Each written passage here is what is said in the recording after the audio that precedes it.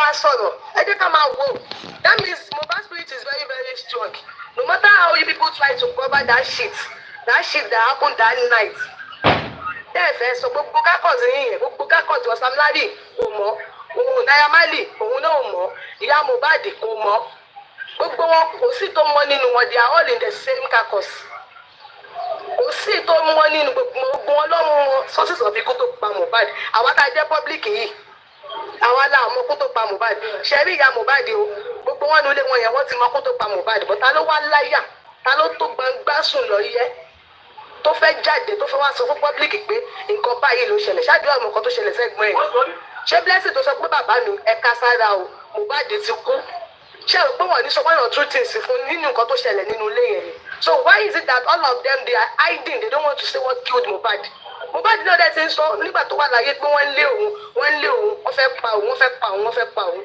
and at the end of the day wọ́n pa Mohbad nǹkan tẹ́mi kò fẹ́ káwọn ẹbí Mohbad mọ̀ ní pé ilé ayé yìí ilé asán kò sí gbogbo owó tẹ lè fi kẹtẹ gbogbo owó tí Mohbad lè ṣiṣẹ́ lẹ̀ bẹ́ẹ̀ lè ná gbogbo tẹ bá tajà ẹrù pé ẹ máa gbowó òkúta kò dẹjú ẹsẹ̀ mẹ́fà lọ so it is better for you tó bá yẹ pé àwọn tẹ̀ ń sọ yìí náà ni wọ́n bóyá ẹ ti jọ da kọ́kọ́ pọ̀ ẹ ti jọ jẹ nǹkankan gbogbo tí ẹ sí most of these people they know what kill Mohbad ọkọ tẹ̀mí yẹn á mà ní pé if Sam Larry is telling us now that Satan sọ pé tóun bá sọ̀rọ̀ òun máa pọ ẹ̀jẹ̀ lẹ́nu it's two ways ó lè jẹ́ pé ó ń sọ ìyẹn fún pé tó bá bí ẹ̀dá ó ta kó wá sọ tó bá ní pẹ̀jẹ̀ lẹ́nu ìyẹn one then secondly ó lè mọ̀ wọ́n throw Satan under the bus because lọ́jọ́ tí Mohbad kú Satan was there tí Satan ò bá dẹ̀ sí níbẹ̀ girlfriend ẹ̀ máa ti sọ fún wípé nǹkan báyìí ló ṣẹlẹ̀ sí Mohbad o kí ló dé tí manager ò jáde láti lọ́jọ́ ẹ̀ kó wá sọ fún wa pé ókè o nǹkan báyìí ló ṣẹlẹ̀ sí Mohbad àwọn báyìí ni wọ́n na Mohbad o àwọn kan ni wọ́n kí ló dé tí wọ́n jáde why is it that now that VDM is coming out to tell people that his interview Sam Larry gbogbo wọn wá jáde nínú wọn kìíní wọn ṣe bá ti move on with their life these people have moved on now ìyàwó tí ń lọ sí ìyàwó tí ń lọ ṣe wedding bàbá ìyàgò tí ń ṣe makeup ó ti ń jáde ó ti ń ṣe photoshoot so why is it that now kí ló dé tí pìtìpìtì ṣe wá bá wọn but it is not their fault one of the fault that we have in Nigeria is this government this. Having a state government, my government should be needful. Why is it that they are? Sorry, Why is it that the government are not backing those people, even if they are selling in their house? Kí wọ́n mọ̀ wọ́n sẹ́wọ̀n yẹn, kí wọ́n wọ́ọ̀dì wọn. Tó bá jẹ́ pé kùtà ló pa ọmọ yẹn lóòótọ́, àwọn sẹ́wọ̀n yẹn ló máa point finger àtàwọn tó wà ń ta. But they cannot keep telling us Sam Larry bullying. We know gbogbo èèyàn wà glaring. Sam Larry ó máa jì ẹ̀ṣẹ̀ wọn. O tó bá jẹ́ pé síkúlẹ̀ ò bá pani tòde ò lè pani. Tó bá jẹ́ pé àwọn tòde yẹn náà ni wọ́n wá pa. Kọ́ pa àwọn sẹ́wọ̀n tó ṣì wà nínú ilé yẹn. Kí wọ́n fi ọ̀rọ̀ wá wọn lẹ́nu wò. Kọ́ wá sọ ikú tó pa Mohbad. Tó bá jẹ́ pé àwọn títa yẹn náà la máa face. All right. Thank you.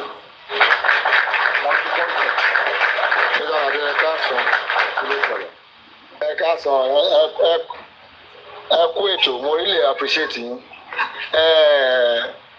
Seri, could trust me. Little out of nǹkan tó wà nù ẹ̀ just a pin ló fi sílẹ̀ yẹn. You still have some very concrete evidence tó jẹ́ pé you máa fi. My kọ́kọ́ wá sọ́kàn mi I want to ask is that Mr. Lati ìgbà tí Mohbad kú kò tí ì pé 24 hours. What is the name of Kaida woman? What happened is that the video drop with 2 million naira. Ṣé wọ́n tọrọ agbe lọ́dọ̀ ṣé Mohbad ò ní owó tán? Fast. Kí ló dé tó fi wà fast like that àti béèrè pé èèyàn kú kò tí ì pé 24 hours. Ẹnìkan ti drop 2 million naira. 1 million naira yẹn mi ìmọ̀ bóyá àkọ́tí mo sọ bóyá make sense o. Kí ló wà náà 2 million does it mean that pé wọ́n ti plan ẹ̀ tẹ́lẹ̀ pé àsọsọ́sọ́ type mo ẹni yìí máa kú so let's look for. Tí mi gbé Mohbad ò ní owó sínú àkáǹtì lè fi sí òkú ẹ̀ ni tí wọ́n máa fi jáde lọ tọrọ agbe lọ́dọ̀ Davido. Mi ò mọ̀ pé reason. Ìyá Mohbad gbogbo bí ìyá Mohbad ṣe jáde ẹni tó ń protect làdúrà. Yes. Nígbà táwọn ọba jáde at the end of the day ọ̀rọ̀ máa jíṣìlá tá a bá sọ̀rọ̀ àbí anybody bá sọ̀rọ̀ ó máa dé ọ̀dọ̀ àdúrà máa sọ pé kọ́ pé àdúrà kọ́ bèrè lọ́wọ́ àdúrà wọn ò dẹ̀ kó yes bàbá Mohbad mọ ọkọ̀ ikú tó pa Mohbad wọ́n ti sọ fún dáàsọ àgbà mi kẹ́ bá ń sọ nínú ọ̀bẹ ní máa kú ni Mohbad kú kò tí pé 6 hours according to what they said wọ́n ti tọrọ owó lọ́dọ̀ Davido tó bá ti kú wá gba owó ni wọ́n ní tá a bá sọ̀rọ̀ a máa kú tá a bá dẹ̀ sọ̀rọ̀ a máa lọ sọ́run ta ló mú ẹ suggestion wa kókè no because kí ni normally a celebrity ò lè kú gbogbo ìjọ mọ̀ pé ó ní owó tó lè fi sí nǹkan tó lè lò tó lè fi kí let's go and buy coffee and do this to do something kò tí ì pé 24 hours ẹ ti tọrọ owó lọ́dọ̀ ẹnìkan ó ti fún ẹ. kí ló dé tó fi béèrè pé what is the meaning of this money tẹ́ ẹ sọ pé ká fi lọ sí òkú yìí does it mean this guy doesn't have money?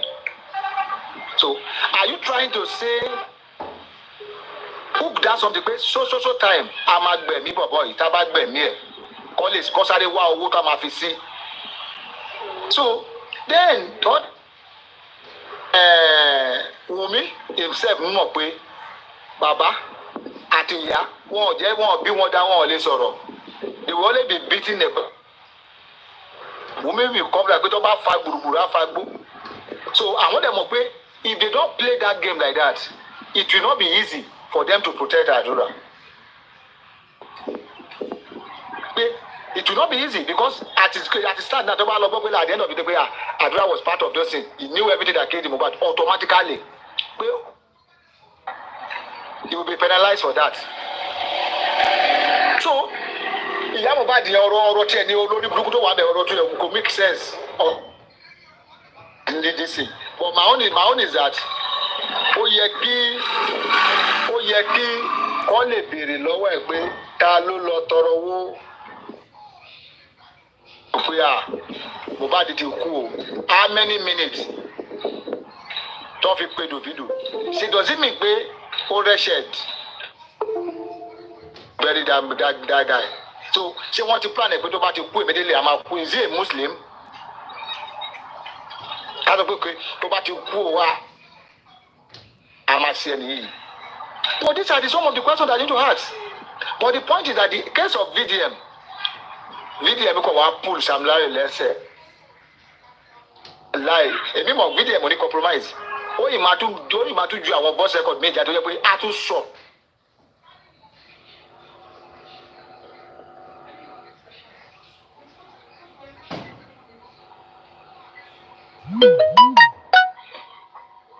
ṣùgbọ́n ní Price man.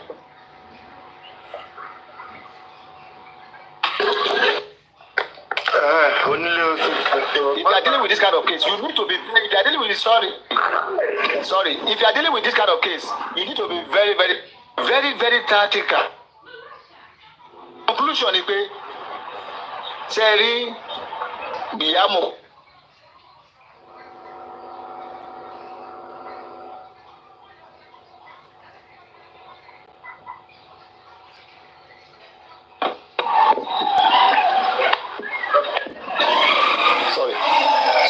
That's why I want to or meaning. What they don't just give any relevance to those ones. Those ones they are stupid. They are the most stupid among them all. They are the most stupid one among them all.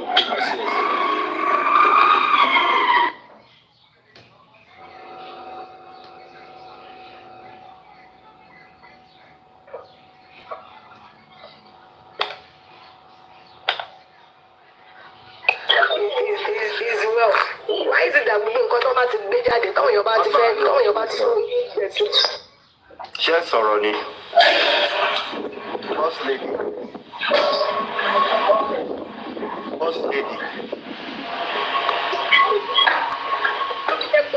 Táwọn èèyàn bá ti fẹ́ rí truth of the matter, wọ́n máa ń try láti nullify gbogbo nǹkan táwọn èèyàn bá gbé jáde. Wọ́n máa ń try láti nullify rẹ̀. Kí lẹ sọ sà? Boss lady tí ò gbé sí.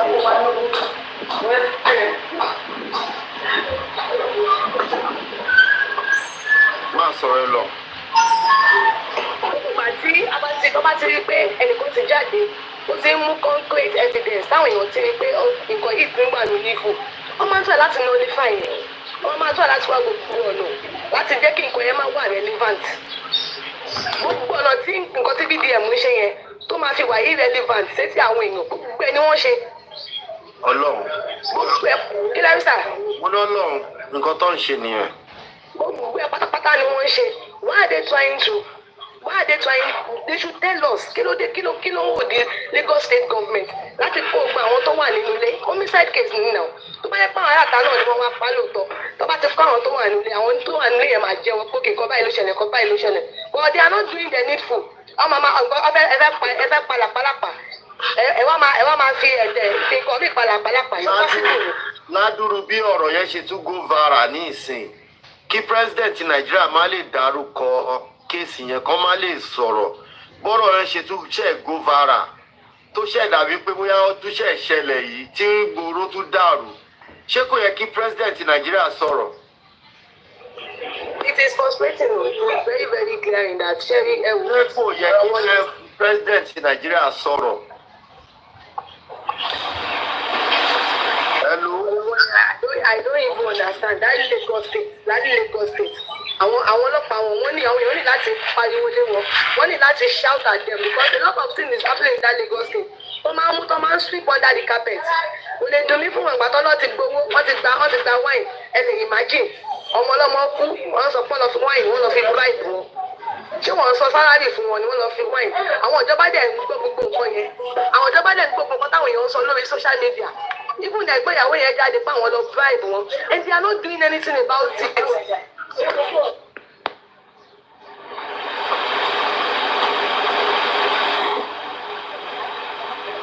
Omowummi.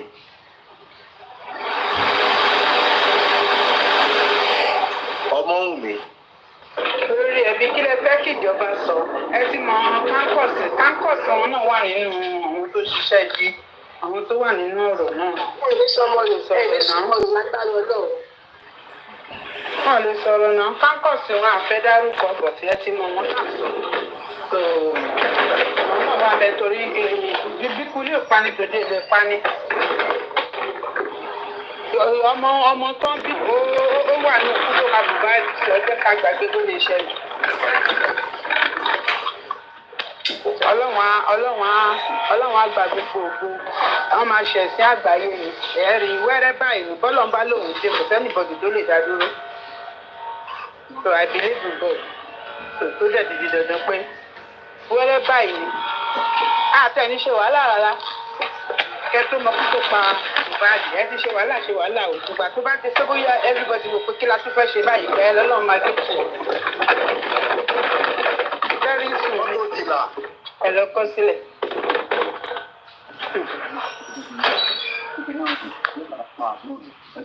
Mọ́tò dìlà.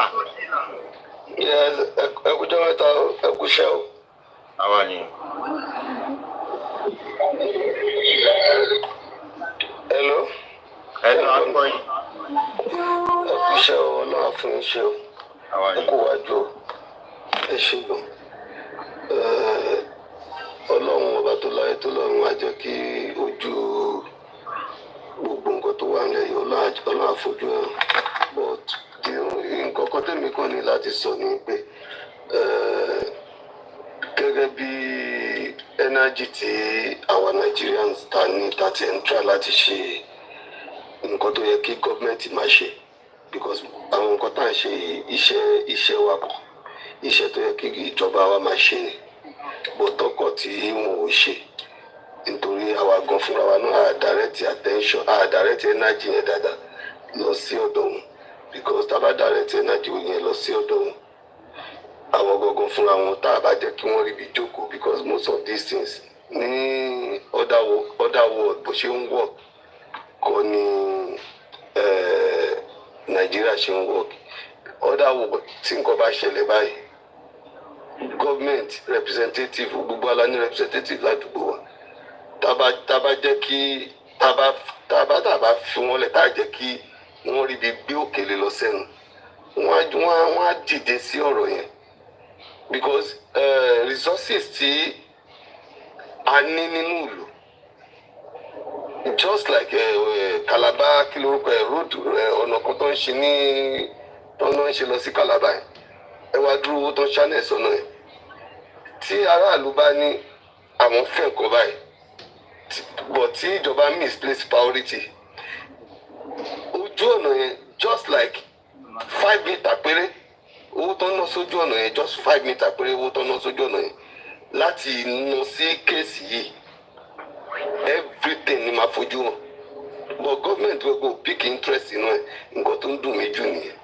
ọlọ́wà fún wa ṣe energy yẹn ta ẹ jẹ́ ká máa direct ẹ̀ náà sí àwọn representative wa house of rep house of assembly senators gbogbo wọn á mọ̀ wọn á dárúkọ ẹ máa dárúkọ wọn ẹ máa name wọn náà pé this is what we want because tàbá kò ń sọ tiwa àwọn kan máa ṣe tiwọn lọ ni wọn ní understand nǹkan tá à ń feel wọn ní understand pains wa wọn ní understand priority wa because nǹkan tí ìlú bá rọrùn lèèyàn máa rìn lójú ọ̀nà tí ìlú bá rọrùn ta ló fẹ́ rìn lójú ọ̀nà ìlú tí ò bá dẹ̀ sí justice ìlú yìí ò ní ìlú tí ò sí justice ìlú yìí ò ní lè move forward so tábà ti ń sọ̀rọ̀ náà ẹ jẹ́ ká máa dárúkọ àwọn pípì ká máa gbé wọn wá sórí tébù yẹn pé nǹkan báyìí la fẹ́ nǹkan báyìí ní ẹ bá wà wò ẹ bá fojú sí so wọ́n á lè kọ́ bí ara sí so nǹkan tí mo ní láti sọ ní ẹ ṣe gan.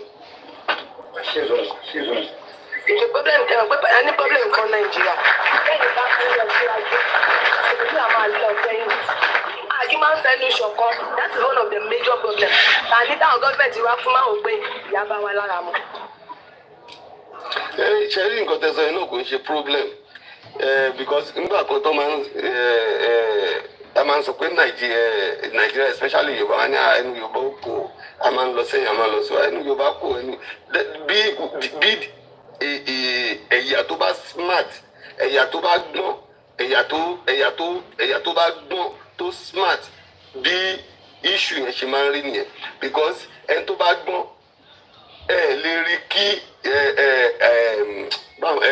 lè rí ẹni tó gbọ́n kí opinion wọn jẹ́ nǹkan kan náà different opinion ló máa wá and different opinion tó wá yẹn náà la máa mú sórí table la máa ti yọ etí afẹ́ ló ń bẹ̀ but ó yàtọ̀ sí àwọn ẹ̀yà míì tí mi ò fẹ́ dárúkọ tó máa ní go náà ni come náà ni no it's not ìyẹn ń ṣe ẹ̀yà tó gbọ́n Yorùbá ẹ̀yà tó gbọ́n ni wá ẹ̀yà tó mọ̀ nǹkan tó fẹ́ ni lásìkò tó fẹ́ ni that's why lẹ́sẹ̀ rí pé gbogbo tàbá fẹ́ sọ̀rọ̀ téèyàn mẹ́wàá bá gbóhùn bì kan sí opinion mẹ́wàá ló máa wá kò ń ṣe opinion méjì ṣẹ́gẹ̀ so ìyẹn náà ń ṣe problem but energy wa yẹn gangan ni ká channel sí the right channels tàbá ti channel sí the right place because àwa la ní resources tó wà ní ìlú àwa la yan àwọn èèyàn yìí nǹkan tá a bá fẹ́ la máa ní kí la máa direct wọn sí nǹkan báyìí la fẹ́ kò ń ṣe pé bóyá a fẹ́ justice níbì kan sìn wọ́n wá ní wọn lọ ń ṣe kọ́tà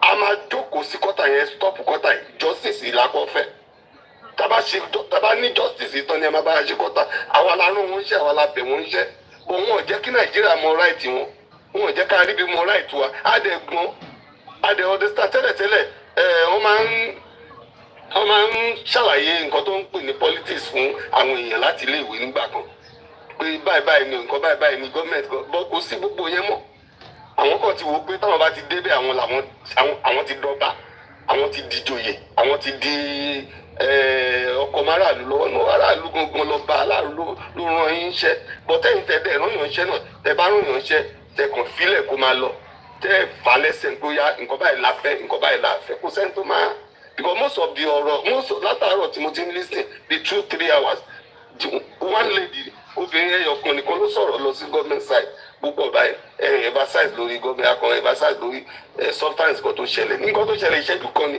tí government bá ní òun fẹ́ ná resources yẹn sí ẹ̀yin lẹ́ni resources yẹn tí government bá lòun fẹ́ ná resources yẹn sí case yẹn láàrin gbogbo ilé tá à ń rojọ́ látijọ́ yìí tó bá concentrate gbà lẹ́ẹ̀kan náà bọ̀ yẹn concentrate sí Calabar express road tó bá bá yẹn concentrate lé lórí láàrin ìjọ kan ìjọ méjì gbogbo nǹkan tá à ń drag máa fojú wọn dẹ̀rẹ̀ àwọn náà dẹ̀ máa mú fún wọn bọ́ wọn kákún ni nǹkan tó ṣẹlẹ̀ ní ẹ ṣe gan ni mo kàn ní kí n sáré dá sí ni mo wà níbi iṣẹ́ ẹ ṣe.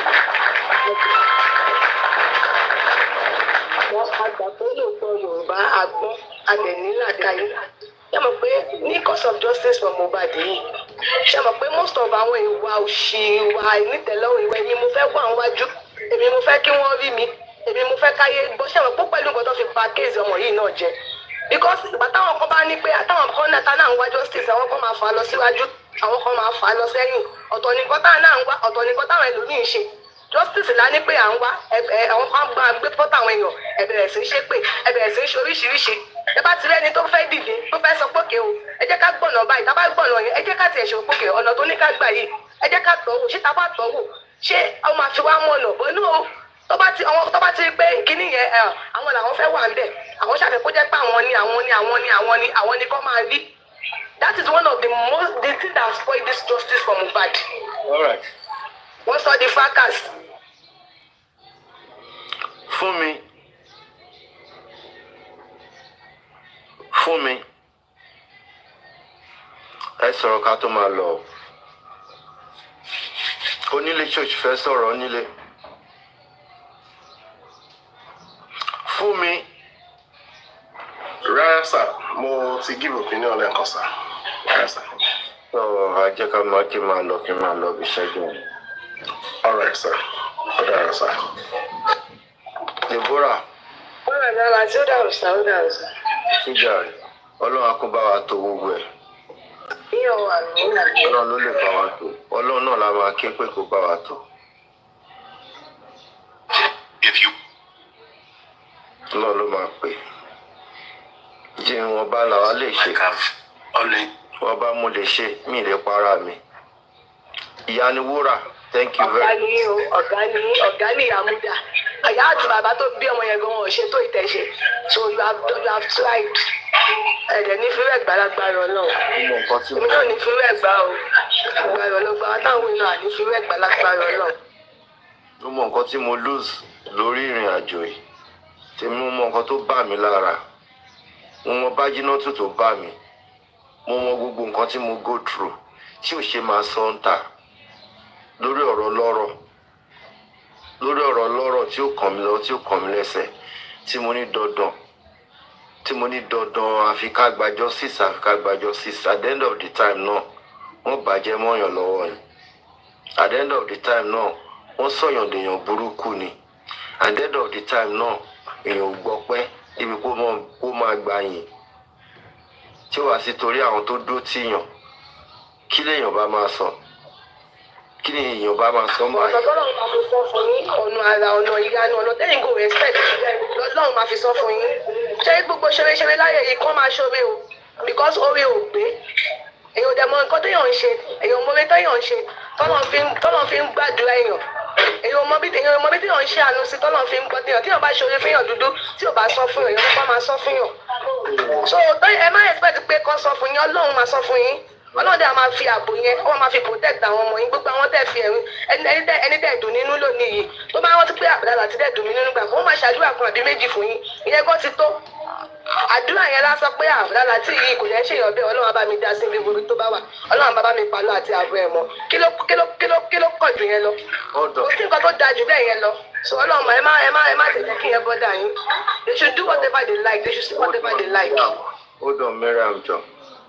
Ẹ̀yin fáǹsì mi báwo lẹ fẹ́ ran bọ̀bọ́ yìí lọ́wọ́ coded báwo la fẹ́ ràn lọ́wọ́ ó nídìí ràn lọ́wọ́ wa báwo lẹ fẹ́ ràn lọ́wọ́ kó tó lè solve problem ẹ̀ bó ṣe wà wọ́n ní 5 million ní problem ẹ̀ máa tó solve tó máa bá gba visa tó bá kúrò níbẹ̀ yẹn so tó bá dọ̀la tí n bá jáde màá sọ nípa ẹ̀ 5 million náà ló máa gbé kúrò níbẹ̀ yẹn.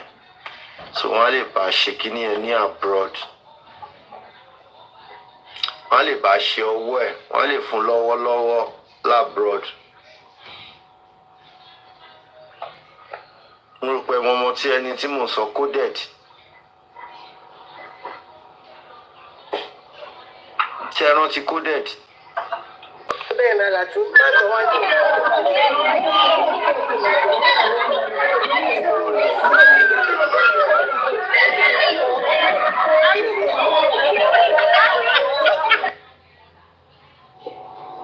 So tó máa bá a ṣe visa láti Nàìjíríà wọ́n ní 5 million ló máa bá ṣe visa. Lighton, God bless you, inú mi dùn pẹ́ mọ̀ pẹ́ rántí. Wọ́n ní 5 million ló máa bá fi ṣe visa. Nínú owó tó dẹ̀ dá fún bíbá ó ti ní díẹ̀ nú ẹ̀. Ó ní wọ́n dá bí ìjọ tó wá bíbá yẹn bí 700 náà dá fún.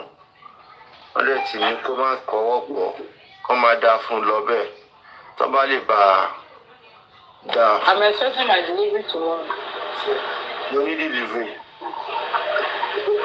No problem. I got some. Kí bọ̀ sí mo lẹ ti ń bọ̀ tẹ́lẹ̀tẹ́lẹ̀ látàárọ̀. Wọ́n rẹ̀ fi wá dùn.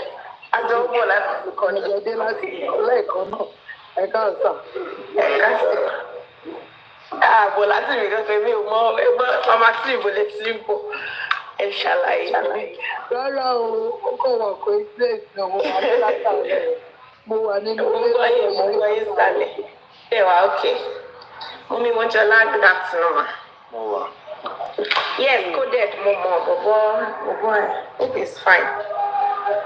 Wọ́n ní sọ pé iye tó ń wá ní Nàìjíríà ó ju iye tó máa ná láti kò tó iye tó máa ná wọ abroad. Mú òun yẹn. Ṣé tó bá wọ̀ òun yẹn ṣé wọ́n máa fún ní owó yẹn lọ́fẹ̀ẹ́ níbẹ̀ yẹn àbí ó máa sanwó kò ní tó ti bí ni? Tó bá wọ̀ lóyún tó bá sì kà sálẹ̀ ọ̀hún ni wọ́n máa fún. Wọ́n bá ṣe okay, that's good then. Wọ́n make life easy fún un. Yeah, because ó sọ pé 26 million ní òun máa ṣe bí. 13 million lọ́wọ́ fún 13 million. 13 lẹ́yọ̀. Mo chọ̀bẹ̀. So just you go follow case yẹn. So now 5 million péré ló wá need láti kó ní Nàìjíríà. Which is no owó ticket is not included o. Ó ti yẹ tó máa bá ṣe kínní yẹn lọ́wọ́ kan tó máa wọ London. Okay, that's better. Ẹ jọ ẹ má ti jẹ́ kó sú wa. Ẹ jẹ́ help ẹ sí. So yeah, wọ́n send owó sí directly lọ́jọ́ yẹn. Mo rántí. Yes. Yes. Ó dẹ̀ get back sí mi ó ní bí 700 something ló wọlé. Okay. So we have 4 million plus to go. Ṣé kò lè ti fọwọ́ kàn nínú 700 yẹn ṣá? Let's based on that 5 million. Mo sọ fún ọ kó má fún. No, wọ́n ní kó má fọwọ́ kàn. All right. Ẹ jọ̀ọ́ ẹ̀yin aláàánú ẹ bá wa ṣàánú kó dẹ̀ dò. Wọ́n ní kó má fọwọ́ kàn. Àánú ẹ̀ ṣe mí gan. Honestly. Bá dé mi báyọ̀ àwọn òyìnbó tiẹ̀ máa make life easy fún.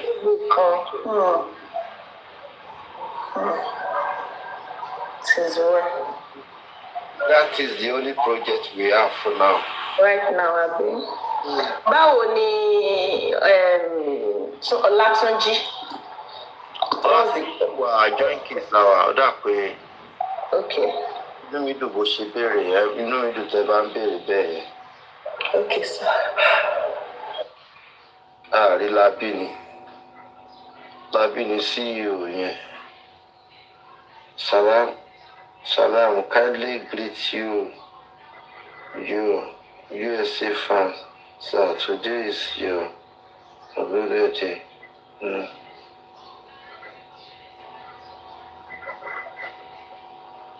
Okay. Lábí.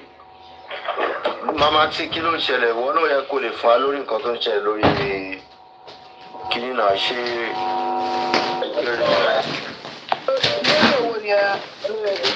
Ìlọrin. Àgbọ̀ update kankan àdìgbà tí wọ́n ti fi ọkọ̀ sí fún one day. Àgbọ̀ update kankan. Lábí ni mò ń pè. Lábí ẹ lè wá sókè tẹ́ bá ń gbọ́ wa. Wọ́n wá ìṣègùn wá sọ́dọ̀ wa méjì ẹ̀ta. Lábí. Ṣé ti pè wọ́n ṣọ́ gbé kàn? Wọ́n ni mò ń pè lọ́wọ́ ẹ̀. Dẹ́n ẹ jọ̀ọ́ one more thing. Tọ́ bá ti gbé kọ̀ọ̀tàn, kọ́kọ́ ṣì rú mi lójú tí mo fẹ́ ká sọ̀rọ̀ nípa. Ẹ má bínú, and that is ọ̀rọ̀ Mohbad yẹn. Pé bí wọ́n ṣe kọ́kọ́ bẹ̀rẹ̀ Mohbad tí wọ́n ṣe rọ́ọ̀ṣì bẹ̀rẹ̀ ṣó ó lè fà á kán má rí ṣó lè jó ní kò jẹ́ kán rí results autopsy ṣó ló jẹ́ kó wà Kofi please come up please. I'm serious. I don't know and I want to know. Kíni? lórí ọ̀rọ̀ tó rọra tá a rọra sọ̀rọ̀ kó dẹ̀ dìbò wọ́n ní ẹ̀lú olórí ẹbí I will support coded with 250,000. Jesus. Thank you. Immediately I send it to you. I want to thank you. remain anonymous. Oh, God bless you, Anonymous. Confirm ẹ náà ṣé ẹ mọ̀ pé ẹ mọ̀ ẹ confirm Anonymous tó máa ń send owó sí wa ni. Anonymous ti wa náà ni ẹ o. Good afternoon. Àti dẹ́dẹ̀ má bínú mi kí yín o. I'm sorry. Good afternoon, ma.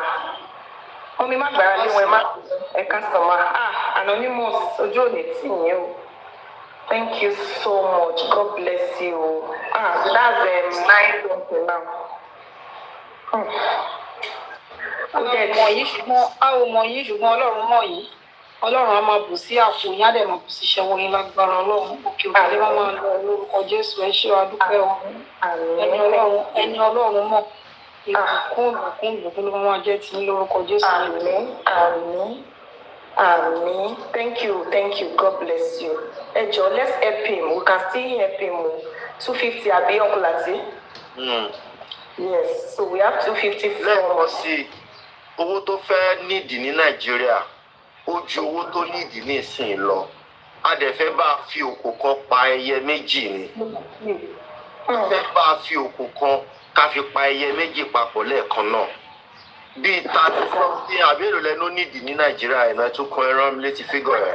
26 million. 26 million ló nídìí ní Nàìjíríà tó bá wà ní Nàìjíríà. Apá kan 13 million, apá kejì 13 million, that is 26 million. Tó bá wà Nàìjíríà. Tó bá wà Nàìjíríà, but now 5 million péré owó tíkẹ́ẹ̀tì ò tí ì yọ o. 5 million péré ló nídìí láti gbé kúrò ní Nàìjíríà láti wá fún ní life. Láti wá fún ní life níbí.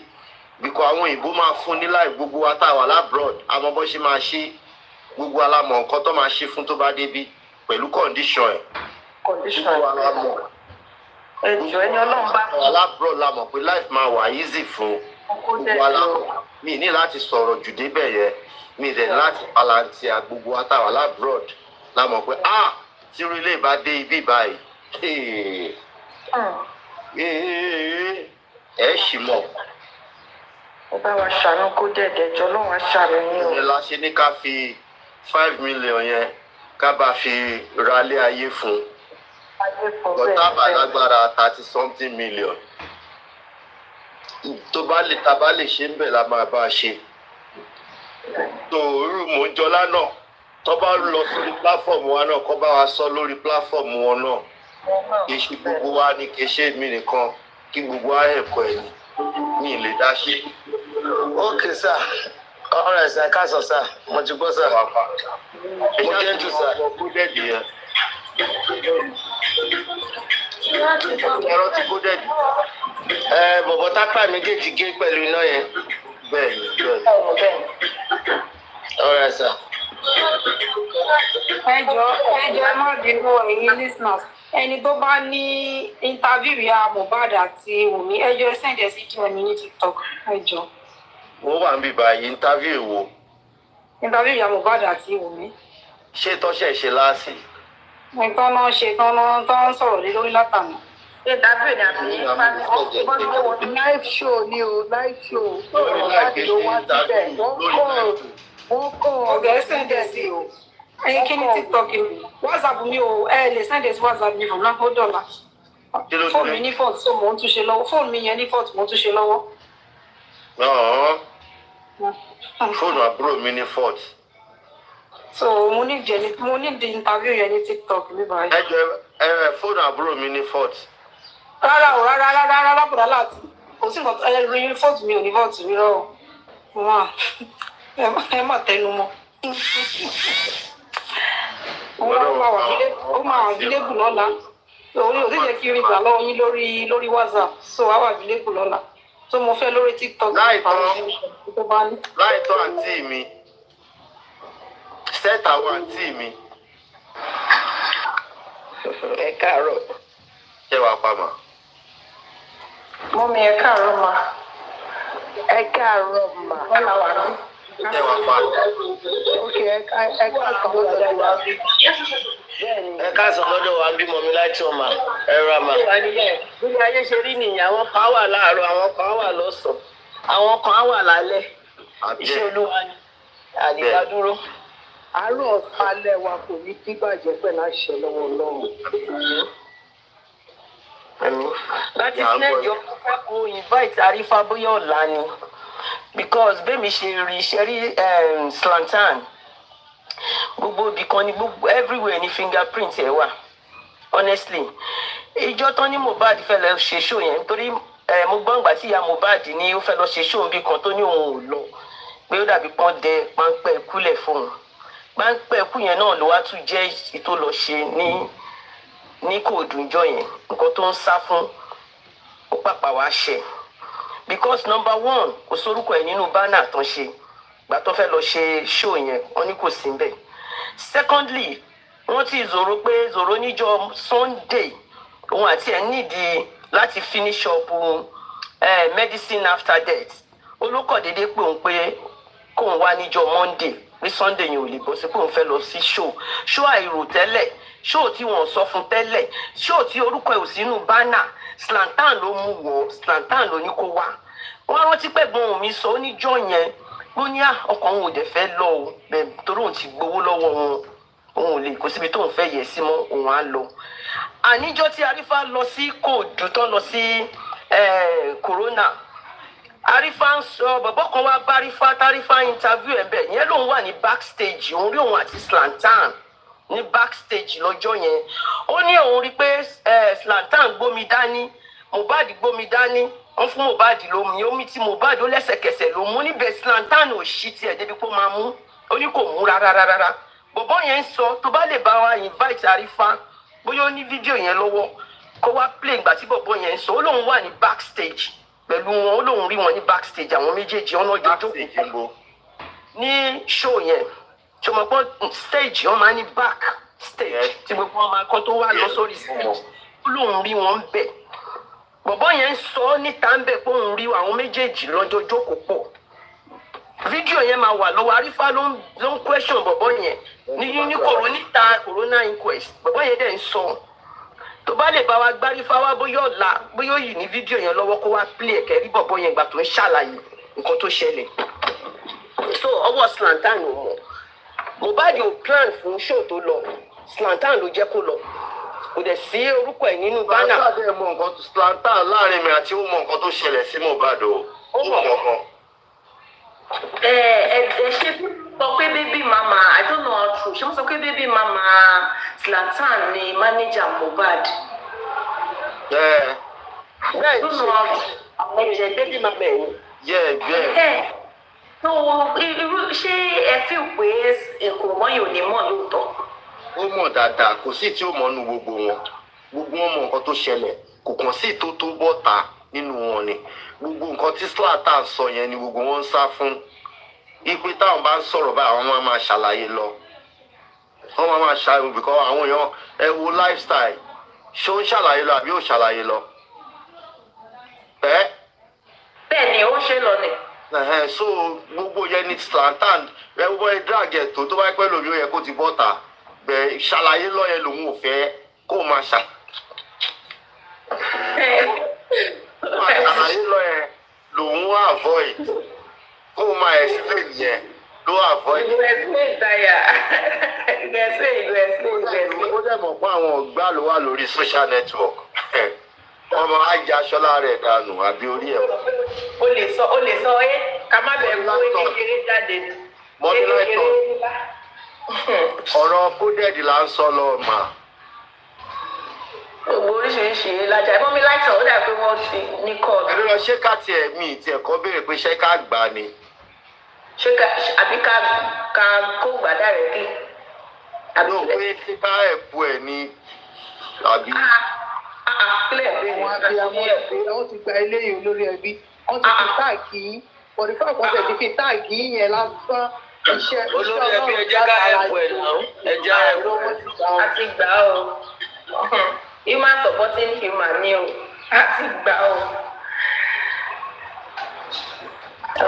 eléyìí ò mà fi ṣe ọ̀rọ̀ ilé kò ń sọ̀rọ̀ ilé kò ń sọ̀rọ̀ fóònù kò ń sọ̀rọ̀ títì ọ̀rọ̀ ẹ̀yà ara lélẹ̀ ẹ̀yà ara tó sọnù àti gbà ó ti pélé ìtàgé ọlọ́wọ́ abẹ́ kì í ṣe ẹ̀yà tí a máa ń tẹ̀lé àbí ọlọ́wọ́ àti gbogbo ẹ̀yà tí a ti wà lọ́rẹ́.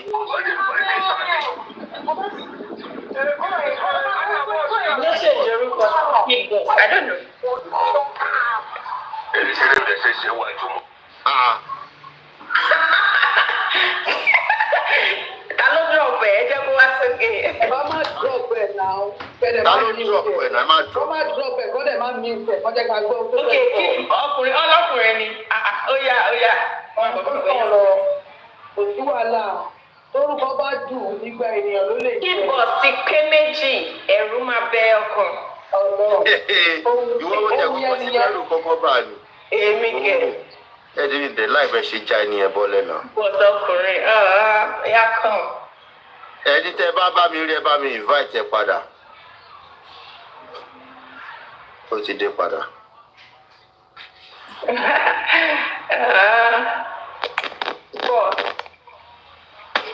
Big boss bọ̀.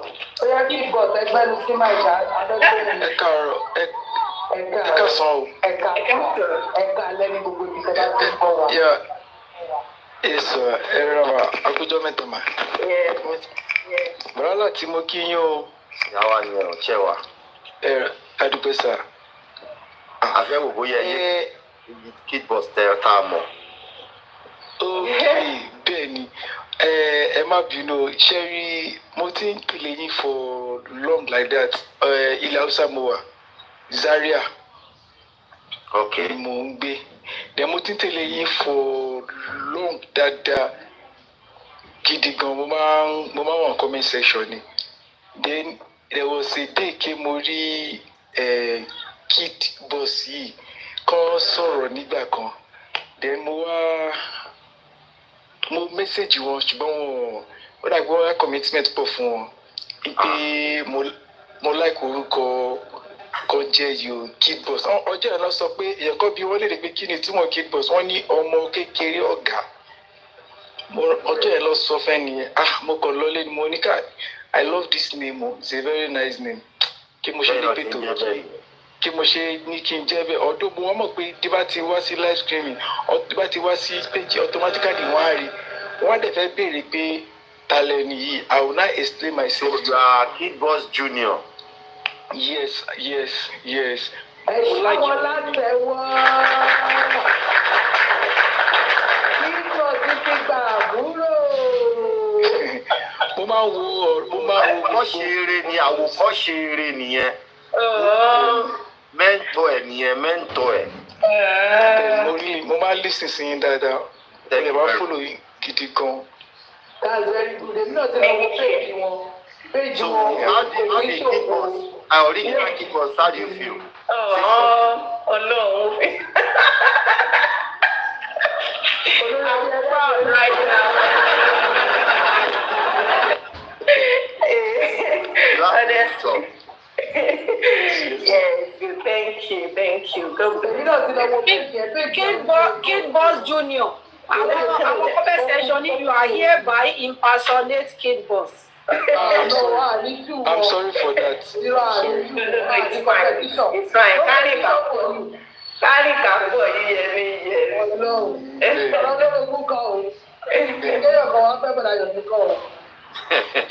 inú mi tiẹ̀ dúpẹ́ bọ̀dá láti tiẹ̀ bá mi sọ̀rọ̀ lẹ́nu it's been long I want to talk to him let him just talk to me I was very happy ẹ ṣeun gan it's a privilege. And with that name you have great passion láti kàn wọlé freely with that name. Wow, thank you so much orúkọ ẹ ti jẹ́ visa fún mi nìyẹn. Ọlọ́run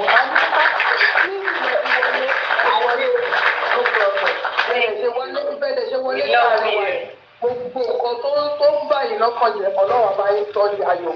àmì ojú sọ ní ìfẹ́ wo àárín wa yìí ìdùnnú àtayọ̀ ló máa fi jẹ́ gbogbo ẹgbẹ́ yín bá ti wá ná owó ẹ̀ wá ní bá wọn ná ojúmọ́ àmì o Jésù inú mi àwọn èèyàn máa dùn kẹ́kọ̀ọ́ láti ara yẹn pé nǹkan rẹ̀ làwọn ń bára wa ṣe o àbí orúkọ fúnra wa o wọ́n rí nǹkan tó ń ṣe ìsìn wọ́n dẹ̀ gba orúkọ yẹn wọlé pé káwọn náà fi gòkè àgbà mo dẹ̀ kó òkè àgbà tẹ́lọ̀ yẹn jábọ́ pẹ̀ láti àmì o Jésù ẹ̀kú àgùnlé bíi aláyọ̀ lágbára lọ nítorí bẹ́ẹ̀ kì í ṣe òkú ẹ̀ wá níbi òkú ìran yóò níbi òkú gbogbo wa gan wá níbi òkú láṣẹ ìgbà rẹ̀. àmì o Jésù ìyá ẹ̀ṣọ́ gan ìyá ẹ̀ṣọ́ gan ìyá bàbá láti ò ti bá mi sọ̀rọ̀. Yóò ti lọ. ok tó mo kọ ọmọ wíṣkì ẹ bá mi sọ̀rọ̀ ní for long mo tí mo wà very happy. wọ́n lọ́rọ̀ là ń sọ̀rọ̀ àìsí lórí náà mo dọ̀rọ̀ keyboard sílẹ̀. Then I'm happy. Thank you so much. Thank you. Kid boys, I'm very happy, ma. Ẹ ṣeun gidi gan, ma. Àwọn gan-an ní kọ́ máa wá Ẹ ṣeun, ma. Ẹ ṣeun gan. Ìyá, I'm happy. Ẹ dàbí pọ̀ mọ́ ọmọ o. Bóyá Kofi fẹ́ gbanú sí lékè. Oya, I want Kofi to talk about. Ta ló kọ́kọ́ já bọ́lẹ̀?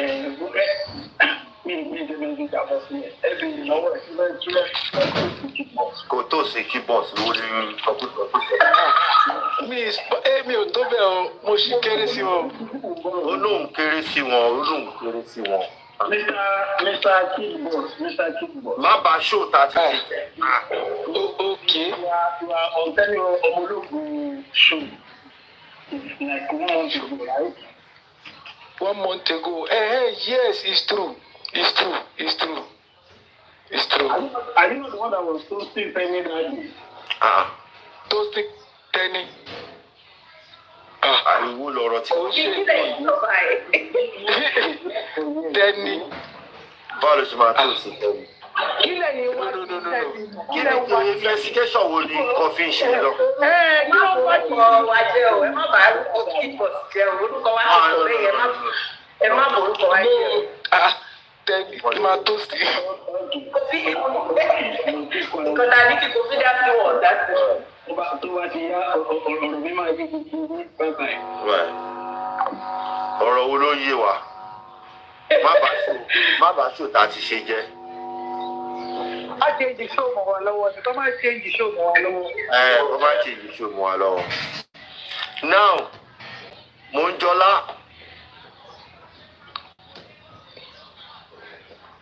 Ṣé mo ń jọlá wà bẹ́ẹ̀? Olórí ẹbí sà. Ṣé wa? Yes, àmú wa bẹ́ẹ̀ sà. Ẹ mọ ohun tó ṣẹlẹ̀. Mo rí fídíò tẹ sẹ́ndì sí mi. Bẹ́ẹ̀ sà. Ẹ lè lọ tọ iná bọ́ sí i.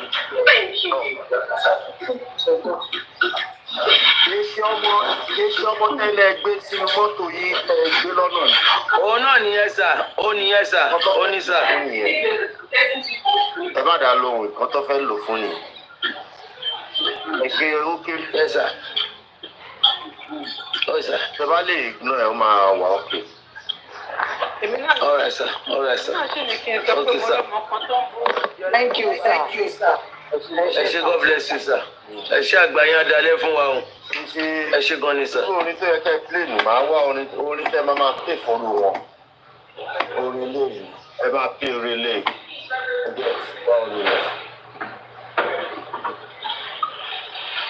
Orin rẹ máa play. Orin rẹ máa play.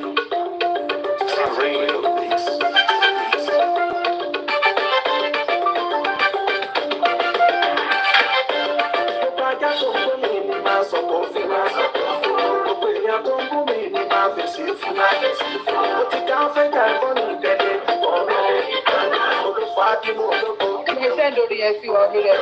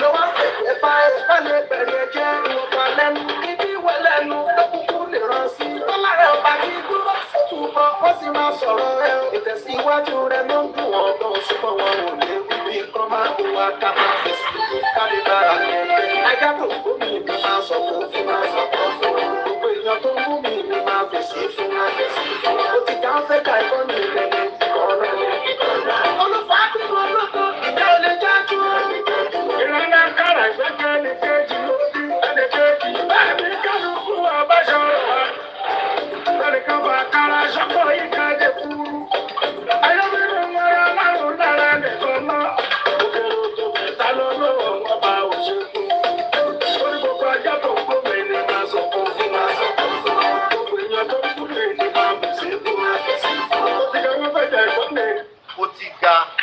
ó ti ga wọ́n fẹ́ já ẹbọ ni kẹ́ ẹ lè dì kan náà ó ti ga ẹ máa gbọ́ ṣẹ́ ti gbọ́ fàṣẹ ẹ̀ ó ti ga wọ́n fẹ́ já ẹbọ ni ìwọ tó bá dẹ̀ mọ̀ pé ò fẹ́ jábọ́ wàá ignore wọn tẹ ignore button ó ti ga wọ́n fẹ́ já ẹbọ ni kẹ́ ẹ lè dì kan náà ẹwẹ́ ní tẹ́ fẹ́ lọ máa dá lóhùn ta lẹ fẹ́ dá lóhùn ẹ fẹ́ ṣùgbọ́ tọ̀dọ̀ tí. ẹ̀yin náà lè sọ pé gbogbo ọjà tó bá gbó la máa sọ̀kò fún ẹ̀kọ̀ọ̀kan ó wà dáká gbọ́n òkú yẹn fún wọn ó nu tíráàkì náà. ẹ̀bẹ̀ tí gbogbo ajá kọ́lé èèyàn ń gbó sí gbogbo ajá tó bá dẹ̀ gbó náà àwọn àtàsọ náà látún ní kì í ṣe gbogbo ajá tó bá gbó nìyàn ń dá lóhùn. ó ti yẹ kó náà wájà àgbérò ìjọ wò wá wo credibility ẹ̀ náà kó tó lè dáyàn lóhùn. mo rò pé èmi ò ní gbogbo àwọn yéètì 70 tó ń dààmú ara wọn lórí ọ̀rọ̀ mi èmi ò ṣe máa dá wọn lóhùn. pátákópa làwọn yẹn pátákópa. àwọn pátákópa gbogbo nǹkan èmi ò sì máa dá wọn lóhùn torí wàá rí bí n ṣe iná yẹn mo náà kí wọn pa sórí ìjókòó. àwọn tó ń tẹ̀lé onídìí. ni ó ti understand. Yomi ń kàn. Yomi wà. ọwọ́ láì lánàá náà. ibi lọ mi ṣíṣe ṣù lánàá. ó ṣiṣẹ́ oúnjẹ tàgbà pa. èyí ni kí Yomi béèrè pé má gbára lé wọn kí ló ṣẹlẹ̀. wọ́n tẹ̀dí onídìí. wọ́n á tẹ̀dí wọ́n á búlì ọmọ ọlọ́mọ wọ́n á kàn máa tẹ̀dí. àtẹ̀mọ́ bó ṣe bẹ̀rẹ̀ ṣíṣe host àwọn ọdọ́ ti bẹ̀rẹ̀. ibi náà ti bẹ̀rẹ̀ ra ọmọ mi ni wọn ẹ má bù wọn ọmọ mi ni wọn. mo kí gbogbo ẹ káàsán tí mo bí ti ṣe òyìnbó gbogbo sùn. ìdánì sẹ. mo sùn lọ ní ọlọ́run. ó fẹ́ kàkẹ́ ìṣòro torí anybody ò gbọ́dọ̀ sùn lálẹ́ o. olórí ẹbí bàbá mọ̀ nǹkan ọ̀nà tó á lè olórí òkú bá ń bà.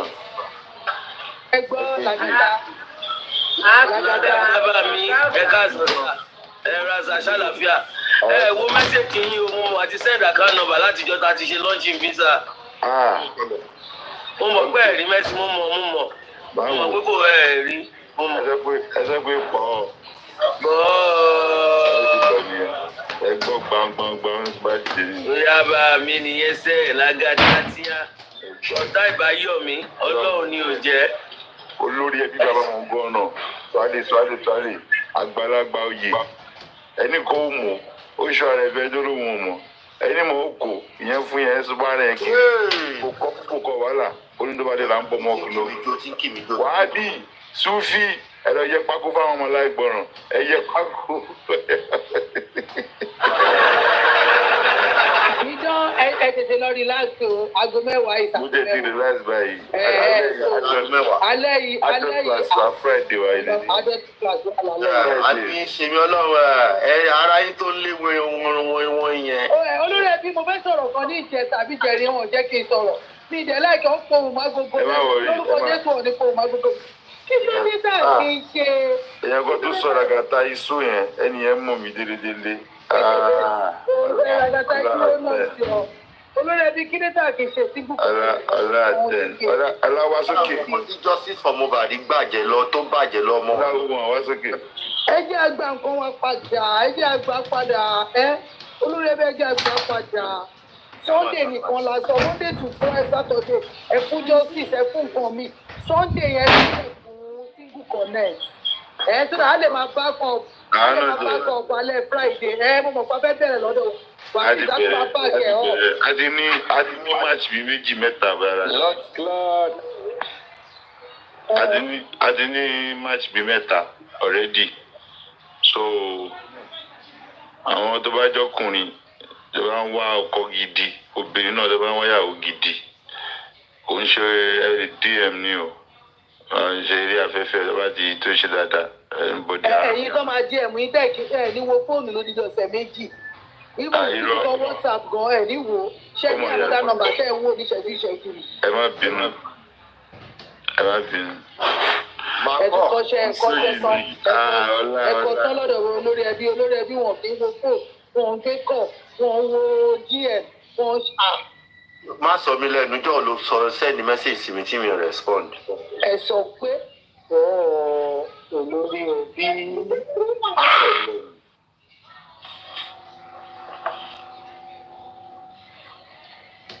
máa kọ́. ẹnìyẹn mọ̀ mi jẹ́. Yes, sir. ẹ sọ. Mo wà pẹ̀lú yín sà. ohun yẹn dùn o. ní nàìjíríà lè wà. Ẹ ṣe o. ara àwọn new followers Ẹ wa ká ni. sọ gbogbo ilé. Mo ti fọ́lọ̀ yín tẹ́lẹ̀ o, ṣùgbọ́n àwọn láìpẹ́ bá ti ṣe tán ni mo máa ń wò. ẹ kàn dá ẹ má kò follow àmọ́ bóyá a ti ṣe nǹkan tó dùn yìí. Àbúrò àtọ́ àìsàn tẹ́ ṣe é dùn. Abẹ́ ti lọ ẹ ti bọ̀. abẹ́ lọ ṣe é gbé. Ṣé ti lọ ẹ ti Gbogbo tẹ́ ṣe é dùn mọ́ mi ni o. ẹ ṣe jà. Ẹ ṣe o. Thank you. welcome Thank to you so our. much. Ẹ jọ̀ọ́ o, kódẹ̀dì nídìí ẹ̀kú wa o.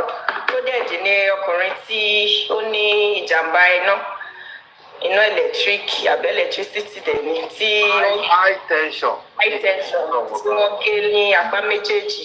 ẹdún ló láì kíbọ̀ ṣé wọn ò lè sue company yẹn ni. Òun náà ní báyìí ẹ mọ̀ pé mò ń sọ lọ́jọ́ yẹn pé ṣé wọ́n máa dédé fílẹ̀ ni. wọ́n wá fún 500,000. In fact but ẹ mọ̀ ọ̀rọ̀ tí ì ṣe sọ́nsìn kóun kọ́kọ́ ríra ẹ̀ ná tó bá ti ríra ẹ̀ tó bá ti wára ẹ̀ then he can do it because tó bá ní kó sùn ẹ̀ sìn á tún fẹ́ máa lọ ilé ẹjọ́ ọkọ ẹ̀ ò tún ní papò sójú kan náà Nàìjíríà gba kádàrá èèyàn jẹ ni wọ́n lọ ń ṣàlù. kò sí kóòtù Nàìjíríà tó lé lọ́dún kan. ó máa ń yí kádàrá padà ni wọ́n lọ ń ṣàlù wa so let's focus on his irú yẹn ṣẹlẹ̀ nílùú òyìnbó wàhálà ìrìn ò tó ṣe mọ́ tó máa fi kú. olówó nìyẹn ṣe bẹ́ẹ̀ rí Ṣẹ́gun náà ṣe bẹ́ẹ̀ rí Ṣẹ́gun. Nàìjíríà dead country nílùú yẹn tó bá jẹ́ kó pa ẹ́ nílùú yẹn wọ́n pa yẹn má yẹ kó pa ẹ́ ni o tó bá pààyàn ní Nàìjíríà yẹn àwo lọ. ẹni rí lọ nìyẹn. àwo lọ ni. kò má jẹ́ kó pa ẹ́ ni má yẹ kó gẹ̀ẹ́tì ẹ̀. ọmọ yẹn tó ṣe lè wà láì tó go through gbogbo trauma tó fi gé apá ẹ̀ tó mo rí fọ́tò ẹ̀mí ò tiẹ̀ lè wò Ọlọ́run níjẹ́ wò. Process to go through Ọlọ́run níjẹ́ kò ní láyé mi lè wò. nǹkan tó go through kan tó rí apá ẹ̀ gé àánú mi lè wò mi tiẹ̀ lè mi lè flash ẹ̀. wọ́n sọ́dọ̀ alápàtà báyìí ni. Jésù. tó dẹ̀ sì wà life bẹ́ẹ̀ tó go through kinní yẹn tó dẹ̀ sì wà life bẹ́ẹ̀. ẹlòmíì àti kú náà. tẹ́tìrì ẹlòmíì àti. ó jábọ́ mà ní ó já iná yẹn sí mo jábọ́ ni. Ọlọ́run ọba o ẹlòmíì iná tó gbé òtó yẹn o tó fi dẹni lẹ̀ o ṣe mọ́ ṣe. ó dúdà kó ní wá mo sì máa tó bá wá bíbá yà á ṣì wà tún story yẹn sọ ẹ lè mọ ẹ lè refresh story yẹn bí ọjọ́ mélòó ló kó tó jí sáyé. ẹni tọ́lọ́run bá pa kò sẹ́dá ayé kankan tó máa pa. ẹlòmíì ò ṣe tó yẹn tó ti kú. tó ti kú. ẹ jọ̀ọ́ ẹ bá wa ran kódẹ́ẹ̀dì lọ́wọ́ láìpẹ́ Samuel lórúkọ ẹ̀ ẹ jọ̀ọ́ ẹ bá wa. olórí ẹbí tiẹ̀ náwọn ò fẹ́ máa lọ adẹ̀sí ní 950 ńlẹ̀ tábàtì ẹ̀kọ́ rẹ̀ ọ̀kan fẹ́ ẹ̀kọ́ kó bá wa sọ́ di 1 million lẹ́nu so at least we will be on a round figure today 1 million so ẹ jọ̀ọ́ gbogbo wa kò ní sú wa kò ní rẹwà o nínú ẹ̀wà o ẹ jọ̀ọ́ nítorí Ọlọ́run àkáǹtì wo. olórí ẹbí ẹ bá wa olórí ẹbí fún olórí ẹbí. so a jẹ́ 300 lọ́dọ̀ àkáǹtì ẹ̀ náà la máa fi sí àkáǹtì ẹ̀ la. ṣe iná àkáǹtì ẹ̀ lọ́wọ́ ni sà. ní iná so. mo ló sọ sí tẹ́lẹ̀ ó lè sọ. ọjọ́ tó wá síbi bí yìí àkáǹtì ẹ̀ la drop. àkáǹtì ẹ̀ la drop ẹ̀ sí lọ́jọ́ tó wá so ó complain lọ́jọ́ yẹn pé òun ò lè máa wá lójoojúmọ́ nítorí pé ẹ mọ̀ pé ẹsẹ̀ ló fi ń type Checket. Ó wà strenuous. Láàárín wọn wọ́n fi tó dẹ̀ ti táìpẹ̀ ó ti táìpẹ̀. So nísìnyìí ẹ jẹ́ ká ṣe sí mẹ́ọ̀kù láti a máa kọ sílẹ̀ tó a máa wá sẹ́ẹ̀dì gbogbo ẹ̀ sí tó bá ti pé yàn. Anonymous kan ti sẹ́ẹ̀dì 250 lénìí. Màá ràn dẹ̀ sí 1 million. 1 million, thank you. So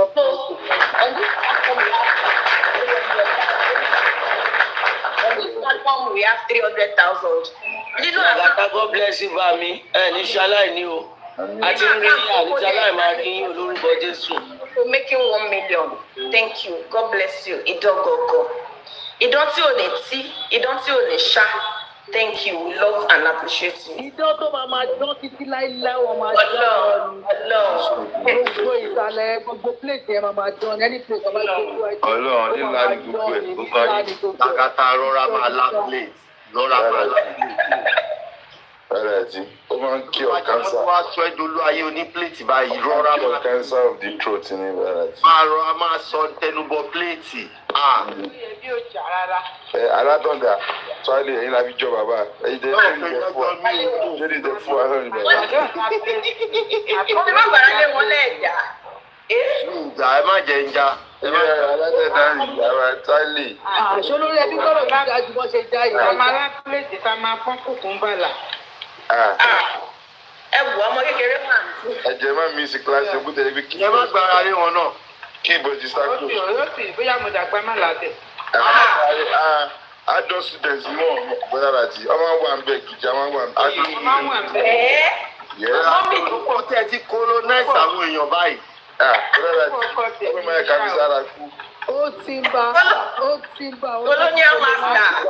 Gbogbo àwọn tó máa ń fi Màá lọ jẹ́ kọ́mọ ọmọ ẹlẹ́sẹ̀ ṣoṣo kan. Ọmọ ẹlẹ́sẹ̀ ṣoṣo ẹ̀mọ̀ pé kó tọ́mọ òṣìṣẹ́ ṣe ń tà ní mi wá ní mi náà wà ní ṣe fọ́kọ mi fóun náà láti ṣe náà. Àwọn tó tọkọ. Kọ́lá plate ẹ̀yin náà ayé mi tèmi bá mi. Bẹ́ẹ̀ láti ṣe àwọn ẹ̀kọ́ kan wà tí most people tó ti fi kọ́ra wọn tọkọ fún mi. Lágàtà ìjọ tí àwọn fi ń wò ta. Lágàtà ìjọ 1 minute.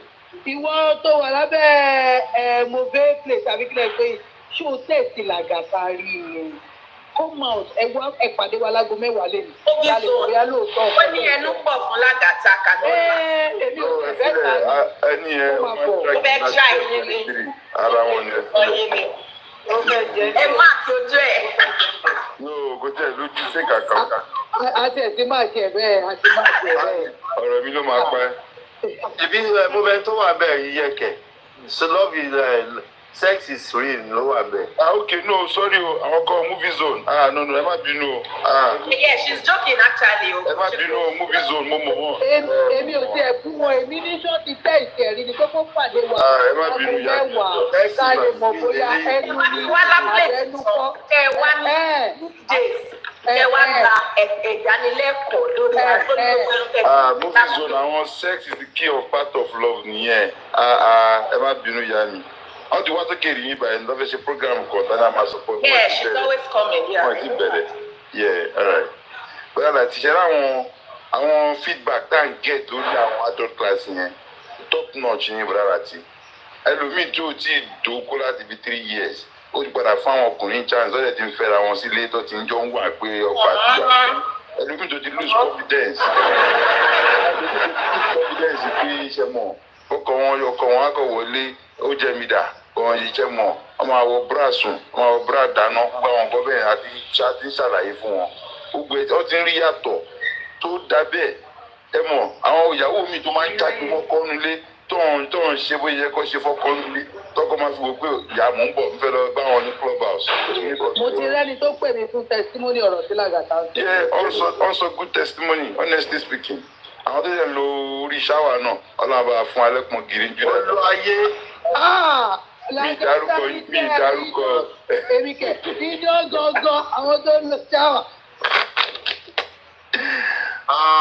Jẹ́ kó gbọ́, ìwọ jẹ́ ó gbọ́. You know, so it is actually an educative program, even though pé sọkúsọ wà ń bẹ.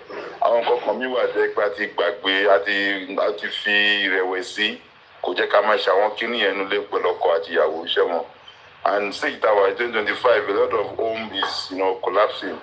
Àwọn ilé àwọn ọkọ àti ìyàwó ẹ̀mọ́ wọ́n kò sí emotional connection wọn torí pé ìpínyà ti ń wà nínú ẹ̀mí tó alẹ́ yìí tún máa yàtọ̀ different of la máa ṣe lálẹ́ yìí ó dẹ̀ ó máa jẹ́kọ̀ọ́ gidi though àwọn sọ̀rọ̀ pé sọ but we will still do the right thing bẹ́ẹ̀ ni bàbá Lati ó ti dáná olórí ẹbí tíátíá Mr. Lati snare pepper dem. time wọ́n bèrè time lọ́wọ́ náà. 7 p.m. ní Society Diva 7 p.m. a máa fọwọ́ bíi 12-1-3 o'clock lóru. It's not the weekend. ẹ mú wáìpù àti tíṣù yín dání sẹ́gbẹ̀ẹ́ o torí ẹ ló mà ó dọ̀jọ̀ ẹ ká sọ ma. ẹjọ program tẹ ẹ ń sọ̀rọ̀ ìgbà wo ni. àgbàlagbà ní mọ̀ mi yẹn. àgbàdo jẹ. aago méje ló ń bẹ̀rẹ̀ ẹjọ́ náà ẹjọ́ kí lẹ bí mà. oní ẹ̀ka ẹjọ́ torí ọlọ́run ò ní bá fi yín jẹ́. sọ ẹgbẹ́ nǹkan tá à ń sọ. èmi kàn rò pé adult class náà pé kì í ṣe fàgbàlagbà. àdéhùn 50 gan-an ló ti bẹ̀rẹ̀ sókè. ẹ̀rù fún àwọn ọmọdé nìkan lọ́wọ́ àdéhùn 50 ọ̀hún. ìyá wa. ẹ máa pẹ́ ìkìlọ̀. ẹ bá wa sọ fún wọn pé abẹ́ fún wọn jẹ matron tó máa bọ̀ lálẹ́ yìí. wọ́n náà fẹ́ fi jẹ matron kẹ́ máa bọ̀ lálẹ́ yìí. mi ò bí ọ̀jẹ̀ matron ń pàdé.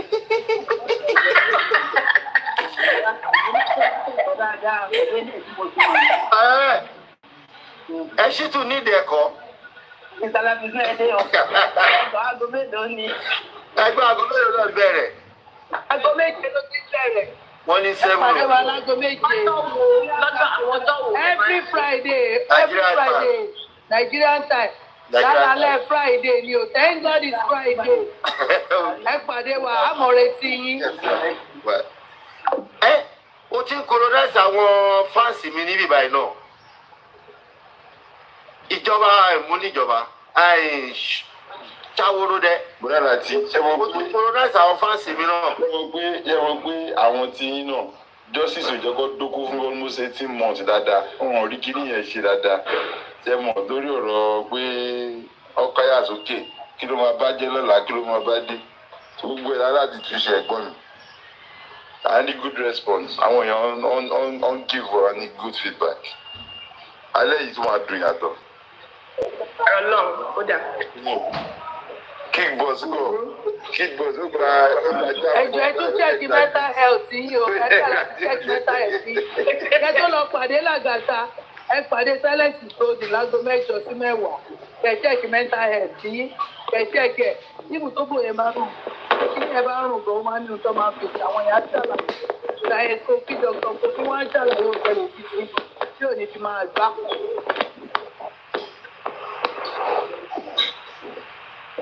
Thank you. Ìyẹn health class yẹn 8 p.m. di 10 p.m. ni. So gbogbo àìsàn ara lọ́sàn ẹ wá gbọ́. Monday to Friday. Ẹ máa fi ara yín sílẹ̀ ó wà important. Thank you. So we have 300,000 for coded from this platform now, like in Brother Lati's account. Then we have 700,000 in coded account, making 1 million. So we have 4 million naira to go. Hello. Program for the age you will see very so you will learn.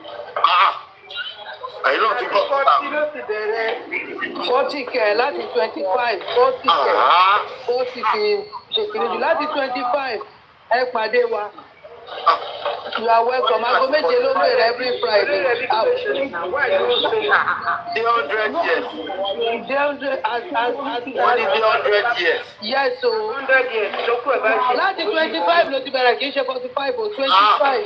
Ìwé single connect lọ kọ́ wà. Ẹ bá mi bí Làgàtà. Làgàtà ń gbọ́ tí ó máa bá wọn wọ́kọ̀. Èjì wo ló fẹ́? Wọ́n ní ìjì wo lẹ fẹ́. A ní 45 àti 38 ilẹ̀. tó ṣàprápra gidi responsible guys. 69 ni wọ́n. 69. Àwọn náà fẹ́ ga 69. Èjò ló fẹ́. So bí 65 to 70 náà fẹ́ bẹ́ẹ̀. Irọ́ kí ló dé? Mama T, ẹ jẹ́ kó fẹ́ nu ara wọn sọ̀rọ̀ fúnra wọn. Wọ́n ní bí èjì wọn lè fẹ́. Obìnrin tó sọ̀rọ̀ yẹn ó jẹ́ bá rẹ̀ ìgbà sọ́hùn.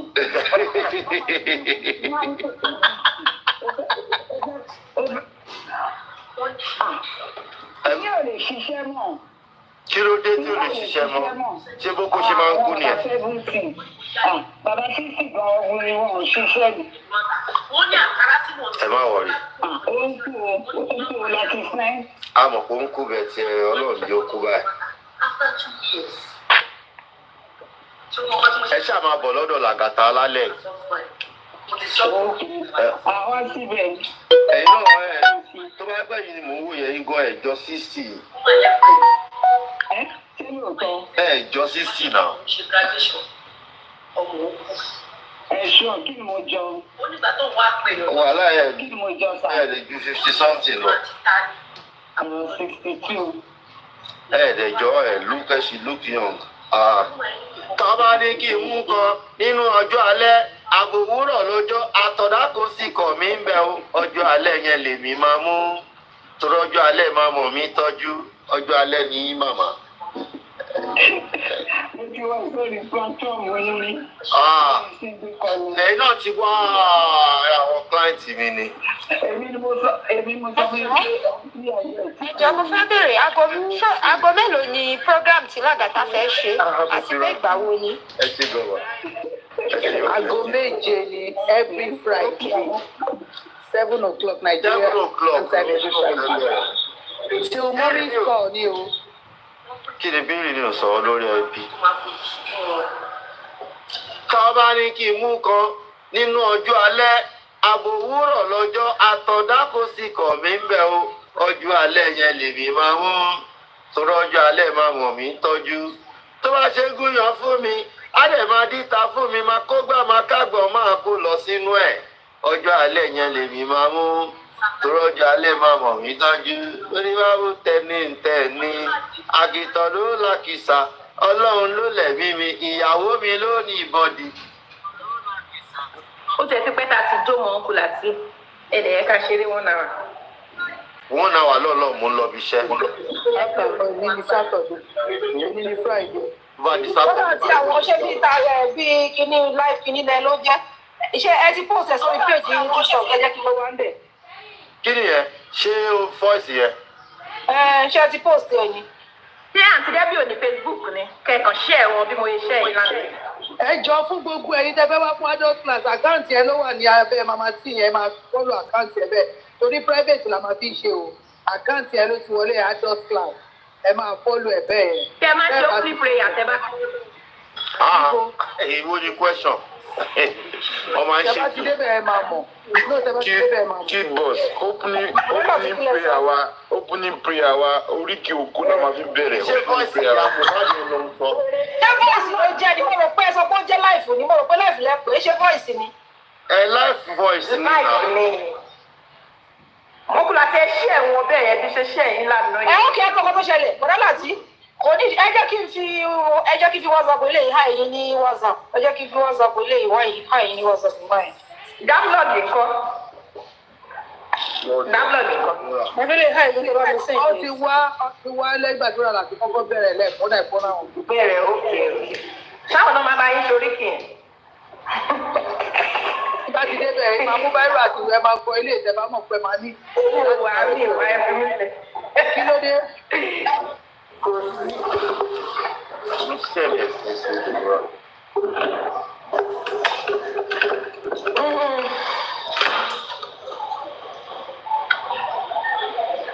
Ẹ sọ̀rọ̀ ilé ti yá o. Bóyá mo lọ jẹ́ ntọ́ṣẹ́ mi.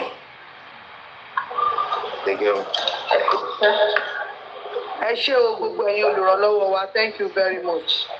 Lórí owó coded we have 300,000 only. Nínú àkáǹtì olórí ẹbí o. God bless you. Ẹ ṣe gbogbo lé o, ẹ ní dààmú o, ẹ ní fi irú ẹ̀ gbà lórúkọ Jésù o. Àtúnidá yóò ní tú gbogbo yín dá, kò ní tú àwọn ọmọ yín dá o. lágbára Ọlọ́run olórí ẹbí ayé òní sẹ́yìn náà dìdàkudà o ẹni dẹni tá a máa tọrọ owó fún olórúkọ Jésù. àmì àtẹ̀yìn náà.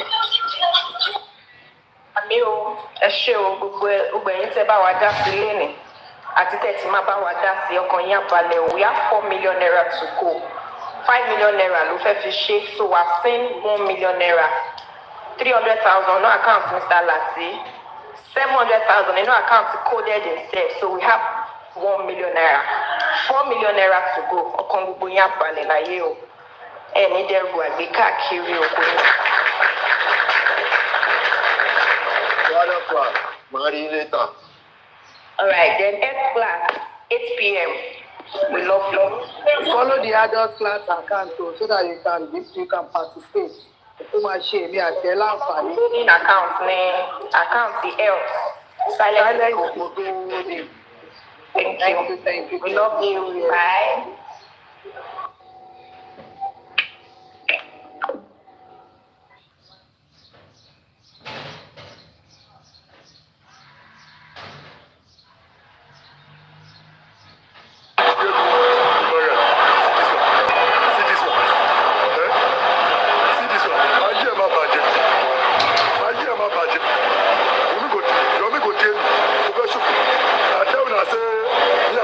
Okay, me and your people don't take the same level.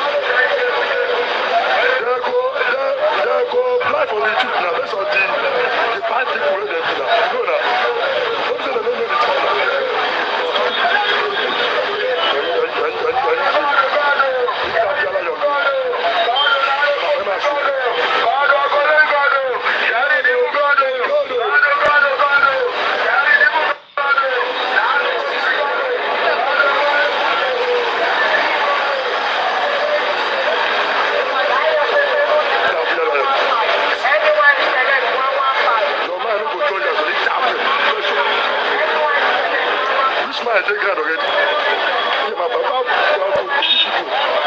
I go keep your cash the limit. The limit if I cash. Oh man, I go go. Small. I go go down. The limit if I cash. The limit if I cash. The limit. You know how they want. I will meet Mohbad. You know how they want. I give up. I give up.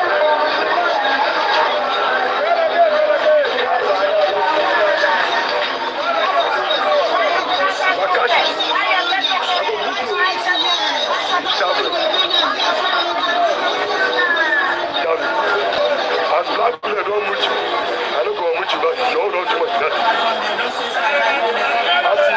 I see help you before I'm with you, but you hold on too much. You don't move you, I don't go on with you. I will not beat you before.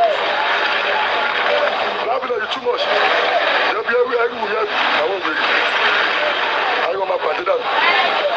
But I'm now going to go offline now. Later.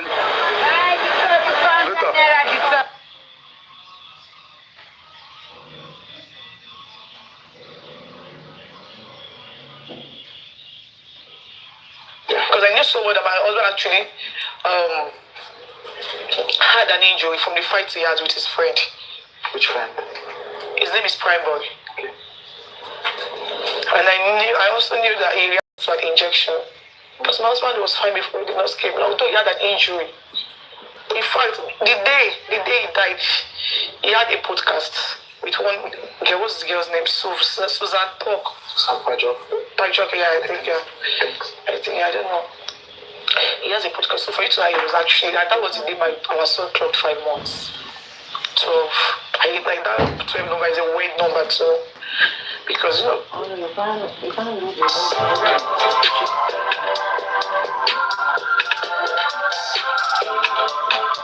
So I like that 12 number is a weird number too. Because, you know, it's the day I'm celebrating my child's birthday and I'm also mourning my husband. So, you know, I knew he reacted to an injection, and the fact that at the end of the autopsy it came out inconclusive just because of one mistake that my father made. The fact that he buried him. And if he was not buried, it would have been another thing entirely. But because he was buried, so they said his body has already decomposed. So most of the tissues that they are supposed to remove from his body has rotten. And you know, the fact that it came up inconclusive is one thing I don't even want to accept. Because you know, Liam would go up to see all of these things and he would ask me questions. You know?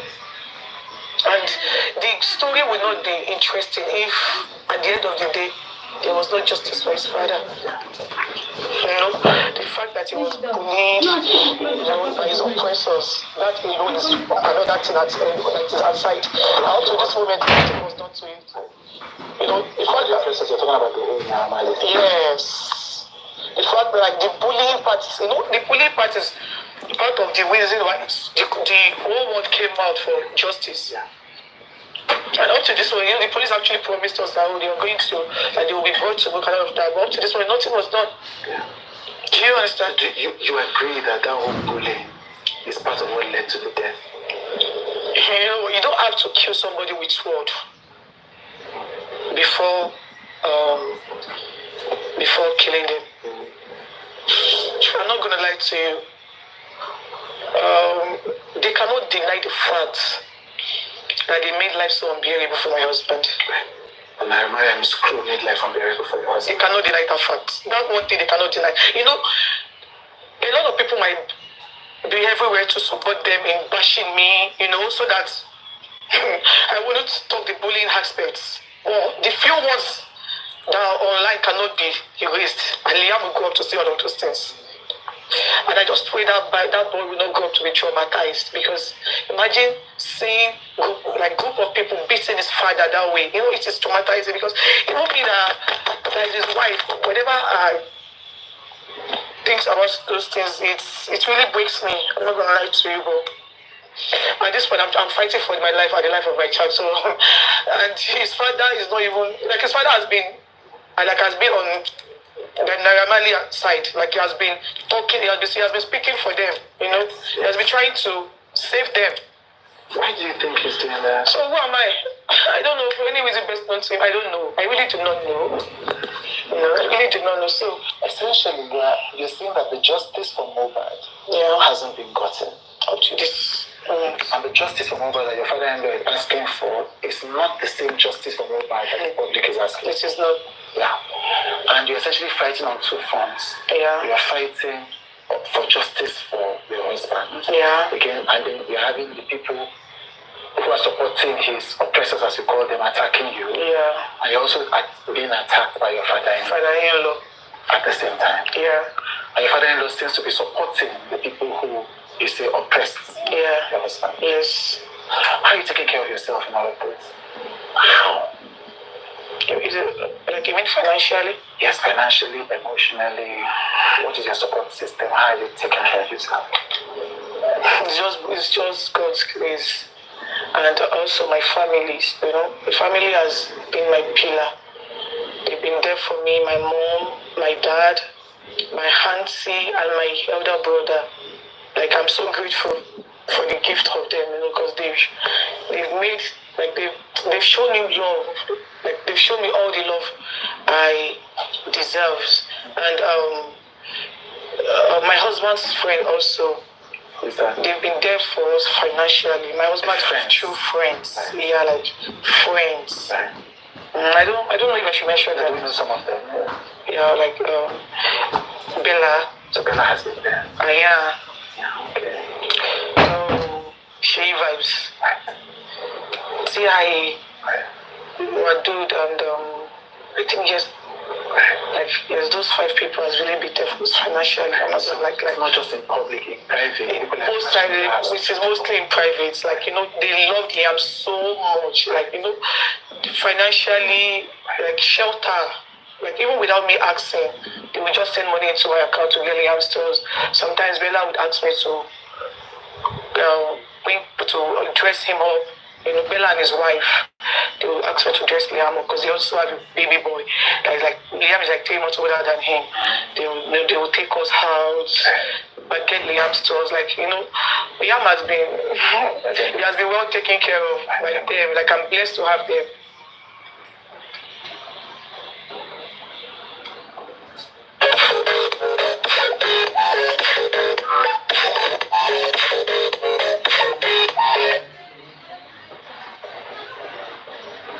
Okay, Tita. Thanks for staying with us. So in this segment, we'll be having an uncovering discussion with Omowummi, the wife of the late music sensation, Ilerioluwa Aloba. She'll be letting us into her world. She'll be unearthing everything she knows about the highly controversial death of her husband and how she's grappling with life 18 months after. Welcome to the show, darling. Yes. Now, the views and opinions expressed in this live broadcast are those of the participants and do not necessarily reflect the editorial policy of TVC News or TVC Communications. We just had to put that out there. So, welcome. Welcome. My very first question is, how are you doing, and how has it been so far? Yeah, I'm really grateful to God because, you know, it's been God's grace that kept me to this moment. So I would just say it's just God's grace. Okay. Yeah. Okay. And also the genuine people around me. Okay. Yeah. They've been supportive. Okay. So give us an introduction into your love story. How did you meet Mohbad? How did you start the relationship? Yeah. I think I met him when I was 13, like 12 years ago. It was a to-go stuff. I don't know if you know to-go. Like, it was an application, like, okay. Yes, I met him there and, you know, we became friends. I used to be a rapper. I know he sings too. Okay. So we got serious, like, we started as friends. And, you know, the relationship was just based on friendship from the beginning because I was little and he was 15 then, I was 13. So, and, you know, still goes on. Told me he likes me and, you know, just continue our relationship till we became married and God blessed us with a baby boy. Okay, let me add to that question. There were also allegations of maybe you stepped out during the course of the relationship and the marriage. Stepping out meaning you had somebody else by the side. Yeah. How true is that? Yeah, that was true. Oh. Yeah, yes. No, it was a baby relationship. Like, I think we started our relationship officially when I was 17. Okay. And I was in university. And then it was in, what is it called? It was in Oshun when I was in Djibouti. So our relationship was not really stable, you understand? But as the time goes on, I think we got really serious 2018. So from 2018 till 2023. There was no stepping out during that period. You were serious with it. Yes, we're serious. Ladies, So, I would say really very young and since this issue started, how have you been able to cope with your in-laws? What have the issues between you and your in-laws? What can you say? How has it been? Yeah, I think I've been good with the other member of the family aside my father-in-law that has decided to turn his back against on me and Liam and the rest of the family. So I feel I'm good. I'm with my mother-in-law. My mother-in-law is a very nice person. Like, she's unproblematic, and my sister-in-law is also good. She doesn't want to get involved in this case because she is not happy with the way things are going, and it's just a little what she can do. Can you tell us about the case itself? What the controversy? The case that is ongoing. Okay. And your own take about it. Like I should tell you how it happened, the event surrounding it. Yeah, so the whole thing started at the show.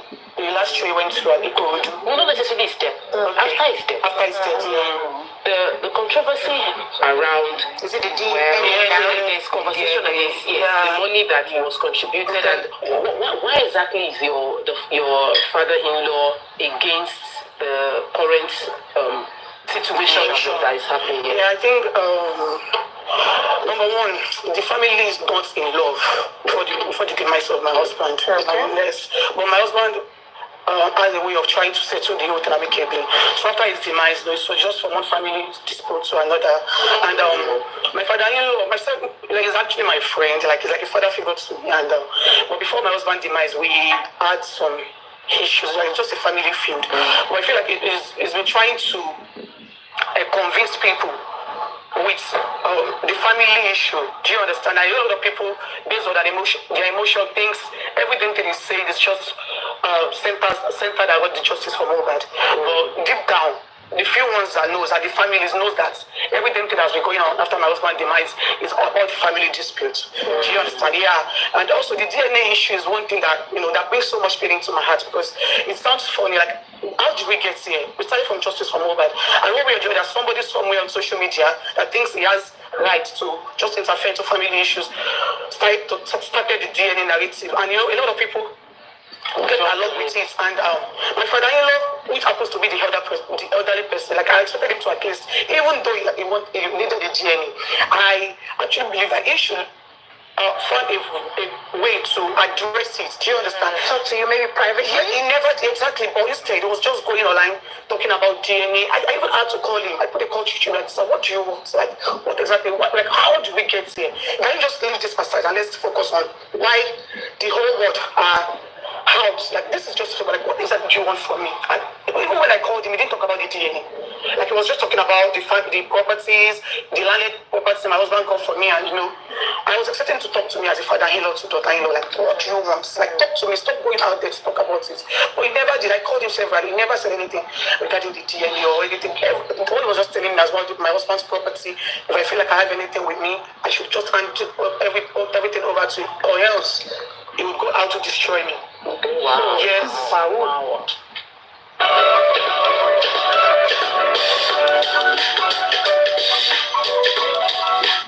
He would go out to destroy me. Wow. Yes. Wow. So, can you speak on the alleged bullying against your late husband? Amaka, I would like you to take that properly, but let me just add something to follow up on this. Okay. So I think I remember there was a time he was here for an interview, and that's your father-in-law now. One of the questions we asked him was why was he insisting on the DNA? And I remembered him saying that because the son had told him at some point, or told a friend at some point, that the baby was not his. So do you think he has a right to ask for the DNA, knowing that somebody has mentioned something like likely this baby may not be his? Or as a father, I think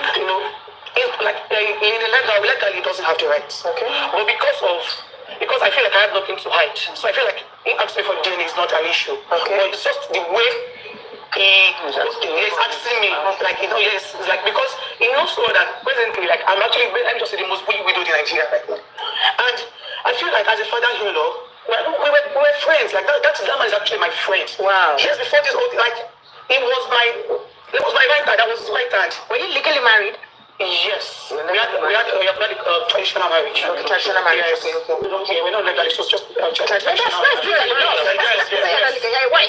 I went to the family. I am, yeah. So, at first, when this DNA narrative came out, I told you, like I said, if I called you, I wasn't talking about this. I was talking about something else entirely. And it was, I saw you went in an interview talking about the DNA.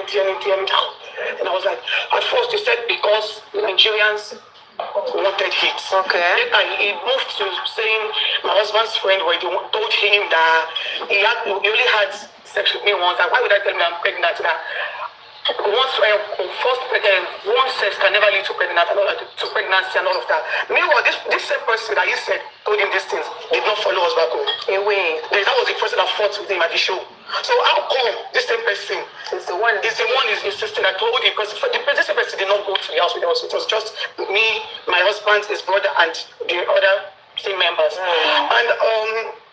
And he has found a way of convincing people that this DNA is one way or the other linked to my husband's demise. And you know, Nigerians tend to work on their emotions. Do you understand? It's just few people that would think outside the box. Do you understand? No, and he's been trying to convince people in one way or the other, saying I'm promiscuous and this and that.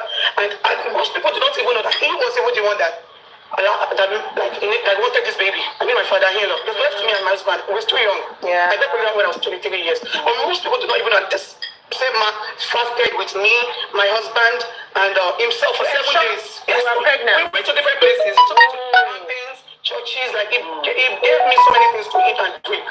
Wow. Do you understand how you can get pregnant? Yes. So, I don't know. He was just insisting that the Holy Spirit tells him that I should get pregnant, and there is a reason for it. And Okay. So yes. So there are lots of controversies and allegations against the bullying of your late husband by the former record label, Andy and Sam Larry. Can you enlighten us more on that? Can you speak on that? Yeah, the truth is on the media. Like I know that one you would have seen it. Yeah. So it is on the media, and I feel like one way or the other, he should get justice. Do you understand? Because bullying is not like to you. What would you like? They should pay for everything. His killer, the people that bullied, everything. They should pay for it. Like that is the only thing that can give me closure right now. What do you mean by pay? Yes, like they should, like legally. Bullying is not is a criminal offense in a legal way. So I feel like whoever does something like that should be punished for it. And one way or the other, the nurse that injected my husband too, and the guy that he fought with at the show, one way or the other, I feel like they should pay for it too. Okay, so now speaking on that DNA, do you think that have you granted the request to your father-in-law? Since last year. Okay, so the results are out. He didn't do it. He has to talk like he doesn't want to do it. There is somebody interested in it anymore. Oh, but you've done it because I have done it. I haven't. Okay. And you don't want to do it? You don't want to do it? Of course I will. That is, it is a must because of my child. Yes. I don't want the stigma to also shut people out. Exactly. Yes, for sure. I feel like, I don't blame people because, if I was not in this mess too, and listening to everything that my father has been saying, it is convincing one way or the other. So I wouldn't blame people that has been out there trying to defame my baby and, bullying him because they are acting on based on what they've heard. Do you understand? And I feel like the only thing I can just do to even my husband to be at peace with me is to clear that little boys, that innocent babies out of this mess. But now my father-in-law seems uninterested because it's really not. So he can do it for you. Yeah, he can do it for you. For you and baby. Not so. So I hear do it for you and all of that, but may not be now. He has already put out exactly. Yes, so she should. And the conversation online was that it has to be done with a witness for us to guarantee that okay, we know that this child. So even if she comes out and says I've done it and this is the document, so the same person can still say it's not true. So it's not just about doing it for her, because she knows who is for her child. It's now to do it to convince the other people and say, which is honestly I feel for you. Like I don't think you're too young to have gone through. Like you've lived the life. People have done 80 years on earth and they not go through the battles you fought in the past years, you know. And I really feel for you, because I just at the point of time I had to shut my mind towards the entire thing, because it now became everybody was just jumping on it for trend without realizing the lives of those at stake. I'm so sorry. I'm so sorry. Can you just and I hope that the family members that have supported you have truly stood by you, because really it's you shouldn't have to be doing interviews everywhere to clear. So like left to me, I don't even have the mindset of doing interview. I'm just because I've been trying to be the bigger person in this situation. Or you know, the main reason I'm here is because of my husband and my child. Left to me, I'm fine. No, but like I know who I am. Do you understand? And I feel like a lot of people are entitled to their opinions, and none of their opinions can change who I am. I know me, they don't know me. Do you understand? But I feel like that innocent baby doesn't deserve all of this that's been going on. And also my husband, he has been at the morgue for 17 months now. So that's and also you know that little baby too. In one way or the other, he needs to live a free life. Do you understand? That stigma needs to be cleared off. That is one thing that will make me a mother. You know, you understand? That is my child, and I'll go any length to make sure that. What's the plan for the burial? They are still here because the corona inquest is on hold. And it was one of my father-in-law supporter that made sure that the whole thing should be honored, because she said she got to realize that my father-in-law has not been telling the truth, and she wants her own personal lawyer to go to the inquest to join the inquest. So I think their lawyer submitted an application to the magistrate court, and they said, the lawyer told the magistrate that he wants everybody to come back, like he wants the inquest to start all over again. So like it's been back and forth. That's why it's on hold. That is why it's on hold. And my father-in-law is also aware of it. And I feel like he's in the position to find a way because the woman is the supporter. Like the woman, like they are in a relationship, they are close. And I feel like if he wants to put a stop to it today, he knows what to do. All he has to do is just to talk to the woman. And things will get solved. But he has refused to do it. If instead he's always going on interview, saying blaming it on the government. And so many people believed him because he has been the only one talking. The government knows nothing about this. So it's just an individual. Okay. So like the question on so many people's lips for clarity. Did Mohbad, did he have a will? What properties are really causing all this rift?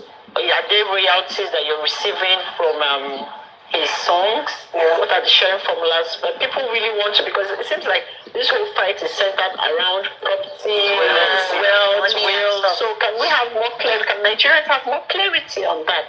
What exactly are they fighting for? Which property? Which royalty? What exactly? Are you getting anything with your son now since this whole thing? Aside from the money people contributed for me after my husband and I have not gotten anything so far. I feel like every empty that he has been over the moment he died up to this moment. And I feel like the problem here is that my father-in-law wants to be in charge of everything. Yes, that is where that is the beginning. Because that was the real thing I knew that caused this whole thing. So my father-in-law wants to be in charge. You're speaking to a lot of people, my husband's friends, like everybody, my husband's lawyer and all of that. So you want to be in charge. And, people were just telling him to just hold on. This guy has a child. Can we just allow it to be done legally? So that's where the problem. Okay, so did he write a will? No, that's what he said.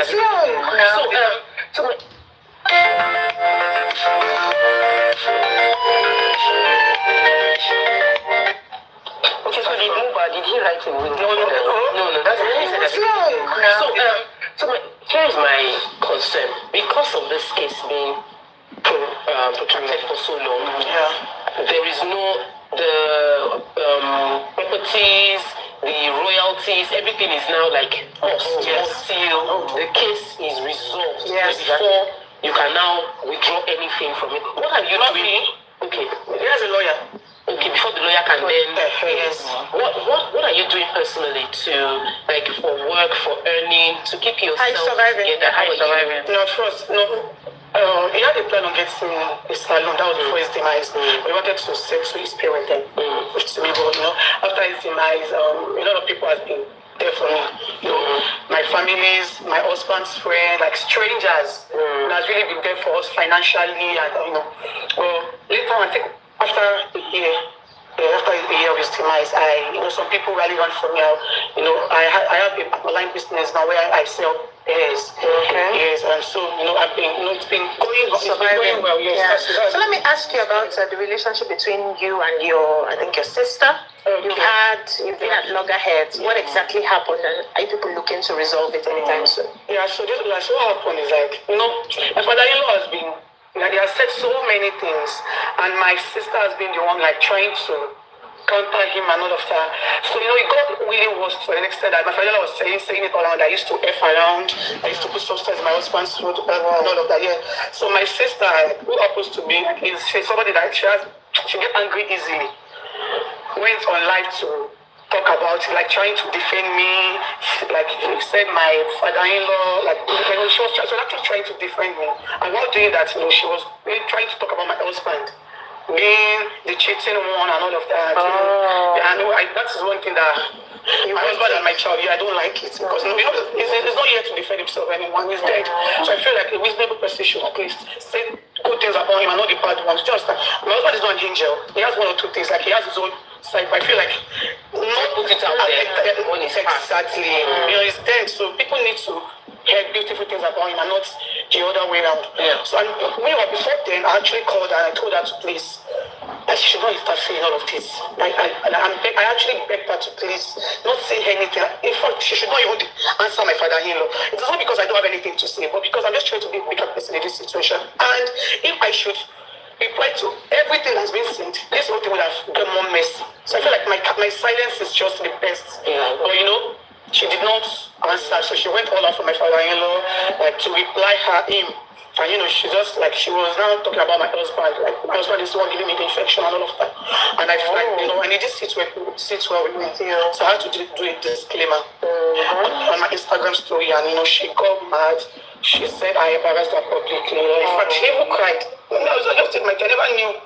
Exactly. I was just trying to look for my husband. But there are speculations that while Mohbad was alive, two of you, your relationship was more like cat and mouse. My husband. Yeah, so let me start by asking, what sort of relationship did you have with him? Was it a loving relationship? Were you people fighting back to back? It was a loving relationship. Okay. And myself and my husband have never had physical fights. No, like we're young couples. So no marriage is perfect and no relationship is perfect. And I'm actually dating an artist. So it is a lot. But we used to disagree to agree. And most times, whenever he does something to me, as my father-in-law is actually my friend, so I always call him. I think those are the things he's actually using against me. So whenever he does something to me, I will just call him. Daddy, your son has done this and that. My father-in-law will come all the way from Ikorodu to beg me. She has a really good relationship. So this is really surprising for you. I think I got to the house pregnant 2 weeks after the fasting and this thing. When I called him, he came all over for me too. He made stew for me. That man is I'm not going to I would say the good things that he has done for me. Do you understand? And I feel like the reason for our issue is because he feels like I betrayed him in one way or the other just because of my mother-in-law. My mother-in-law is if I did anything wrong to him, as a father, I should have called you. And even if you want to discipline me, you shouldn't go to his grandchild. It is awful. Do you understand? The fact that he literally did this whole thing to even try to, he didn't even spare that little baby. That is what I'm thinking about. Yes, I knew that. Okay, one way or another, I feel like, I'm supposed to at least talk to him before making some move, maybe trying to be on good terms with my mother-in-law and all of that, because it was just me and him. My mother-in-law is just like we are not. And men have the tendency tendency to be jealous like that. Exactly. Yes. And he shifted to her. Yeah, and when my mother-in-law came into the spirit, it was not even me. It was his child that willingly forgive her. So my mother-in-law was trying to, like, maybe we sideline him. Sure that we didn't carry him along and all of that. Yeah. The family, this one is the family. Let me come in, right? So, you know, I hear from even what you're saying, even with the quarrel, like I still hear the love you still have for your father-in-law and the love you have for your late husband. Like, you know, I can still see that mix, you know. And, you know, when it comes to family, I just feel like that when you think about the things you miss about your husband and the relationship you had with your father, which I'm sure you also miss, you know. Have you also tried to not be the bigger person to call him aside and show him that love? Because sometimes, like what them said here, that sometimes jealousy, and when we miss somebody or when we feel betrayed by someone that's close to us, all we need is just a hug and that love, and that reassurance of that love. I called him. I actually that day, like, why are you doing this to me and your grandson? You know, first it was like, why do I have to take Liam to my mother-in-law's place? Why does my mother-in-law have to? That's the root of the matter. Like, why does my mother-in-law has to ask to bring Liam over to him and I took him there? Like, why did I bring Liam to Ikorodu to meet him? And I was like, Daddy, I did that because my mom has been the only one asking of Liam. You never did. Yesterday, you just going online to talk bad about me and Liam. I asked him again, like, what do you want from me? Like, why are you doing this to me? Like, is there anything? And it was like, then it was like, if I'm ready to, like, he knows a lot of people would have called me to tell me what you want. And I said yes. There is truly a lot of people called my dad, my husband's friend, my mother-in-law, and the rest. Like, yes. And I told him that yes, truly they called me and he said, if I'm ready to agree to whatever he says, then there is no problem. Like, he will stop. Okay, so what does he want? Like, it's just the purpose. Like, he wants to be in charge. Yeah. But tell us, let's talk more about Mohbad. And I like how you said, now that he's dead, many people should talk more about the good things that he's done. There are other things that, or dreams that he had, that if he was alive, he would have fulfilled, that he shared with you. There are so many dreams. A lot. And part of it is, you know, his child. He wanted Liam to be out of the country. Like, he doesn't want Liam to grow up in this country. As we knew what would happen, And secondly, he had a plan. Like, he had a plan on releasing his album January last year. He died September 2023. Last year, January. He already has the name for the album. The album name is Liam. And you know, he has so many plans. His father, like, he wanted to establish his mother as well. Like, he died on Tuesday. We're supposed to go to Ikorodu. I was supposed to go to Ikorodu on Monday to go with his mother to stock the rented up the shop that he rented for her. He had so many plans for the family. He had so many plans for his brother. He wanted his brother to also further more on his education. You know, his music, and a lot of people have been there for him behind closed doors, like Olamide, his Latan, like, you know, he had plans on jumping into his album. So, you know, he has so many plans, but, you know, it's just so unfortunate that death didn't make it happen. So, still trying to look at the positives of what has happened. When he passed, his music went viral. People, I knew of a song, but I didn't even know who was sang that song. Exactly. It was after that we now sort of found out that he was the one. So there was sort of like this inflow of a lot of attention towards him and everything. Is there anything you're planning to do when all of this passes to keep his legacy? Like, what would be your ideal to maintain his legacy that it never gets forgotten? I feel like the first thing is when families settled. Because nothing can happen without the family in order. Nothing. Like, there's nothing that anybody wants to try that will be successful. Okay, so what do you think is settling? Because I'm here thinking you're a very young woman, and how will you settle? What do you think is settling to you? What do you want? It's a very young woman, and at the same time, when Mohbad was alive, he accepted Liam as his son. And I'm trying to figure out the reason why others will not accept the guy as his son. Is it that when the rest of the family accept him as their son? Okay, it's just your father-in-law. And I'll just say you should still go ahead and do the DNA. The question, what is the question? What settlement? What would settlement mean for you? Breaking news. A whistleblower reveals a car finance scheme affecting millions of drivers. is the question. What settlement? What would settlement mean for you? I think settlement. Okay, I think maybe when my husband gets the right justice he deserves. Okay. And my father-in-law, he should just, whatever you want, like he should do the DNA because it's not ready for the DNA now.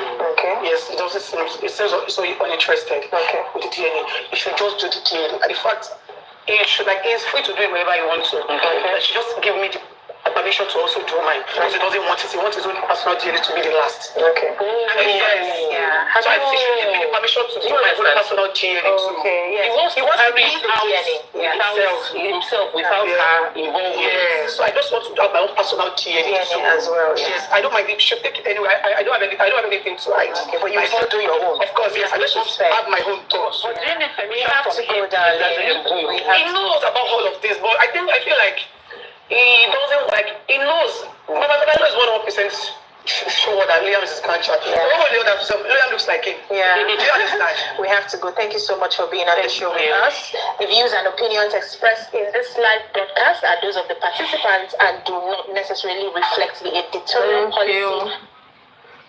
Thank you. I need to go out now. Thank you. Ọ̀rọ̀ ṣe gan ẹ̀kọ́ àtàrọ̀. Wèrè wo ló tún wà ní ọ̀rá nǹkan mi o. Màá bí èpè ṣe mọ̀. Wọ́n ti mọ̀ mí lélépè, wọ́n ti mọ platform mi lélépè náà tẹ́lẹ̀. Ẹ bá ti ṣorí burúkú báyìí kojú kẹgbẹ́ pé látàrí lọ. Torí gbogbo yín ti mọ̀ pé iṣẹ́ òbí lẹ̀ ń ṣe káàkiri lẹ̀ ṣe ń bẹ̀rù èpè. Ló búkú yín nígbà tó bá ń fáwọn èèyàn ní kémi platform lépè ojú yín máa ń fọ́ ẹ máa ń wọ kọ́ńdọ̀mù sójú gbà yẹn. Ọ̀gbà tí David Parafon bá fún wọn lépè padà ìgbà yẹn lẹ máa lo búkú yín máa ṣe speech ẹ máa ṣe special speech ẹ máa ṣe bíi saint olùsí yín aláyébàjẹ́ aláyérún aláyérọ̀bọ̀rọ̀bọ̀ ẹ̀yin tẹ́ dàgbà ẹ̀ ń dàgbà lọ ẹ fi làákàyè sẹ́yìn ẹ̀ ń ka ọjọ́ orí lọ nọ́mbà ẹ jẹ́ kó rí yín pé gidi gan o bá ṣe bí olórí burúkú comment section mi lè ní yìí lásán mi ti ẹ̀ fẹ́ mọ nǹkan tó type pé mi ò tiẹ̀ rí ẹ́ńbí rárá tí mi ò rí ẹ́ńbí rí tí bá rí nǹkan tó tẹ̀ tó ṣe bí olórí burúkú báyìí máa gbé eré báyìí máa jẹ́ blọ́ọ̀kì ẹ̀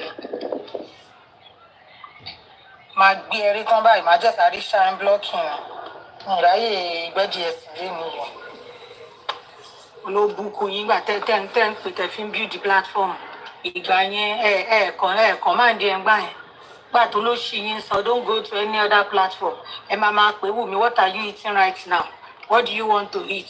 Wùmí kíní kan so the content creator bíi ti ẹ máa pè ẹ máa ní come and pray for Liam on my show come and ṣe kíní kan kò sí ọ̀kan tó bá yín rojọ́ ń gbà yín lò sí yín gbà tẹ́ bá ti rí nǹkan ṣe mọ́tò bá ti wá sórí tébù yín mọ́ ìgbà lórí burúkú máa ń bá yín ìgbà yẹn lẹ máa ń ṣe èrè ẹ máa ṣe bí ẹni tó gbà ti jẹ àti mu lọ́wọ́ ẹ wá ya wèrè sí títì mo ẹ̀ṣẹ̀ rí ṣó yín lánàá dáadáa ni kí ló ti ṣe fún yín tẹ́ wá ya dúró wèrè tó tó yín kí ló ti sọ abẹ́rẹ́ mélòó ló gún yín ọmọ ẹ̀yin náà ẹ̀ lóògùn àrìyá ẹ ló ń jáyán mi mọ̀ pé ó lè bẹ̀yẹn fún yín lánàá o mo ṣe gẹ́tù sí ìtì ọ òwe yín nígbà tẹ́ ń pè tẹ́ ń ṣe Liam kẹtàn ọjọ́ náà rèé bí àná yìí náà tí ìkànnì yín ní kó lọ sórí Instagram kó lọ sọ̀rọ̀ sí kejì ní rárá o nígbà tó sọ̀rọ̀ tán lórí Instagram yẹn náà sí pílátífọ́ọ̀mù yẹn náà ló yá máa bọ̀ ìwọ níyàwó lé mẹ́ẹ́n gbogbo dírámà yìí náà a rí gbogbo ẹ̀ lórí láìno ẹjọ́ ṣé làákàyè yín tún jòṣẹ́ tún ti gbàgbé gbogbo fíìmù tẹ ṣóò ni gbàtágbà yín ṣe láńgbáláńgbá òṣì lọ́nláìn ríra yín gbà náà o nígbà táwọn ọmọdé wá fẹ́ máa kọwọ́ bọ̀ yín lójú gbà tẹ́yìn ṣóòṣì fi ẹran aṣẹ́wó inú yín ń dùn ayọ̀ yín ń kún ẹ̀ ń ṣe rádaràda ìgbà kan ìwọ̀n £1 ṣé kàn yẹn náà lẹ̀ wá rí gbà mọ́ sí tí làákàyè yín wá súpa sẹ́yìn tó wá dàbí ẹni tó ní bá ẹ̀ nǹkan mélòó ló sì ṣẹlẹ̀ sí yín tí làákàyè yín wá sáré fà sẹ́yìn sọ́jọ́ wo ṣe ní bipolar níṣẹ́ gbàgbé gbogbo nǹkan tẹ́ fáyé ṣe ní orí social media gbogbo ẹ̀ má wà online Aunty one onírọ́ go to your platform go and cry out Aunty two ìwé yẹn parí Aunty two ní yá má bọ̀ òun máa try ó máa gbọ́n lé ayé ọmọ yẹn dùgbẹ́dùgbẹ́ o ọjọ́ yẹn bóyá aago 2 òru bóyá ló sùn owó ti kó wàásù ẹ ti gẹ̀ẹ́tì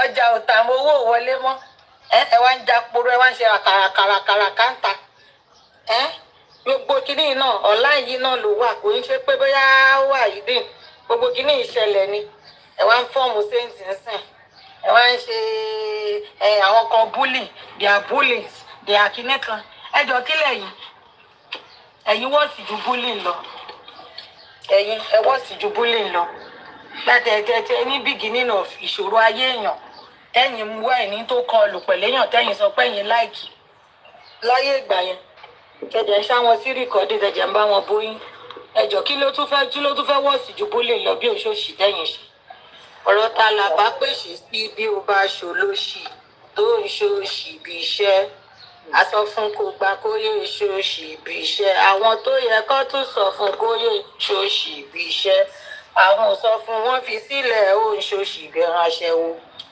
ìgbà tẹ wá dolóṣì ẹ wá kí gbẹ ṣàánú ajé ẹ wá ń sunkún kiri lórí social media ẹ ń darun rú ẹnu yín pọ̀tìpọ̀tì ìtọ́ wá ń fọ́n lẹ́nu yín ẹjọ́ ṣe tèmi ló sọ yín dolóṣì ni kíbọ̀ ọ̀rọ̀ bọ̀já pa. àdúgbò tó padà kọ́ pàṣọ. ṣé ẹ fíìlì ni pé mo ti jọ́sí lóbi olóyún tàbí pàṣọ single. wàhálà mo fi sí ó wọlé. ìmọ̀ tó mo dúró ráyọ̀ ọlọ́run yà sí. ó máa bọ́ ta ó lè ta wàásù ló máa ṣe ṣòro báyìí fún bàbá yìí. kí lẹ rí.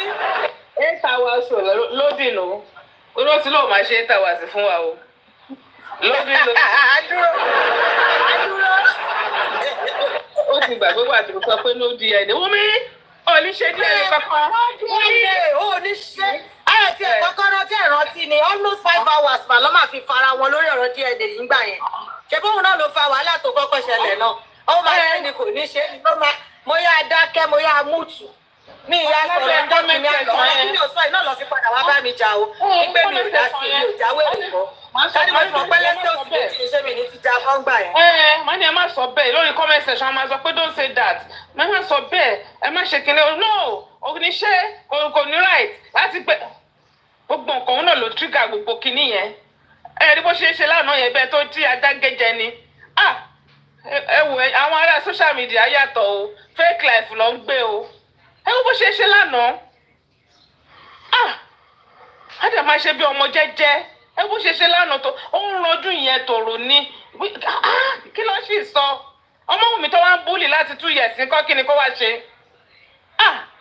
ẹ wò fake life ló wà lórí social media yìí o òun tó wọn máa ṣe bí èèyàn gidi àṣẹranko ni ẹ bó ṣe ń ṣe ìgbà tó ti bẹ̀rẹ̀ sí update fún mama síta ni mo ti wò pé gléèdì yìí bó ṣe ń ṣe máa bá chat lórí WhatsApp tá a máa sọ pé báwo ni kí ni ká ṣe nǹkan kan bá a ṣe fake ni ẹ ta la wá fẹ́ trust láyé ta la fẹ́ trust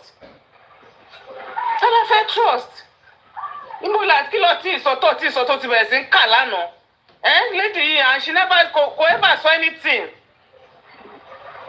wọ́n bẹ̀rẹ̀ sí kó wọ́n máa update wọ́n máa ṣe oríṣiríṣi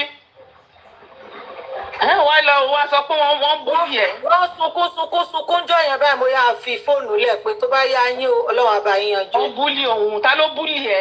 ní wá pè ìyẹn ní ṣé kò yẹ kí n ti jábọ́ látàárọ̀ ṣé mi ò rí gbogbo òṣì tó ń sọ ní wíṣì to be controlling Wunmi mo ní ẹ pẹ̀lẹ́ ẹ má bínú mà. why is she doing that ẹ má bínú mà ọlọ́run àbá yín yanjú ẹ mà. ẹ rí gbẹ́jọ́ àrùtẹ́ bí you are responding to me like ilẹ̀ fẹ́ kí n sọ báyìí má torí ọlọ́. ẹ̀yin méjèèjì náà ni supporter ẹ̀yin méjèèjì yìí náà ni big sister kí lẹ wá fẹ́ kẹ́mi ṣe sí báyìí mo kéré nú ọ̀rọ̀ yìí in two of things I'm too small no problem kò sí problem èmi mọ̀ pé òòṣà lè jẹ́ kó wá take over platform ẹ bẹ́yẹn kíní kan kí àṣọ́ṣì ni gbogbo yín ṣe àṣé ọmọ òṣì ló ń ṣe mo kàn ń ro ọ̀rọ̀ gbogbo yín láti jẹ̀ta láì kórí jẹ̀ ń ta mí orí ń ta mí bí ẹ̀yẹ́ yẹn ó yá wèrè gan-an. àti Facebook mo ti mọ̀ pé àwọn èèyàn ìkànnì wọn. ìgbà tó wá do olóṣì wọn wá kí gbẹ ṣàánú ajé àwọn yẹ kí n lọ ṣáàbọ̀ mi mọ̀ pé mo gbọ́dọ̀ lọ pàṣẹ báyìí ọlọ́run àbá kọjá sí ajé nǹkan tẹ sọ mí dà lórí social media ẹ wo agbára tí yín gan ò ní gbé tó o bá ṣe é táwa ṣò yẹn ká kúlù fún ọ mí náà bẹ́ẹ̀ lóde ẹ̀ pamọ́ sílẹ̀ ṣàbá ẹ bá dà sí bẹ̀rẹ̀ ṣàjì mọ́ bó bá ṣe ń mu lẹ́yọ kọ̀ọ̀kan láwẹ́lá gbogbo ọ̀rọ̀ gbogbo yín pátá ló lé sí mi ò tí ì réyàn kankan nínú yín tó máa sọ ẹyọ kan tí mi ò lé sí méjì fún because I don't talk gbogbo àwọn drama tí gbogbo yín máa ń ṣe jẹun pé mo kàn máa ń wò yín pọ̀ lọ́run á bá yín yanjú ẹ̀ because me I'm not out for this nonsense tí gbogbo yín ṣe but mo understand wọ́n ní ibi tẹ́tí ń jẹ tẹ́tí mu ni I don't know about it and it's none of my business kíní blogger àtijọ́ àti kò kàn mí problem tí gbogbo yín nìyẹn it's none of my business I'm just out and I keep saying it and I'll continue to say to support Omowummi after this I might just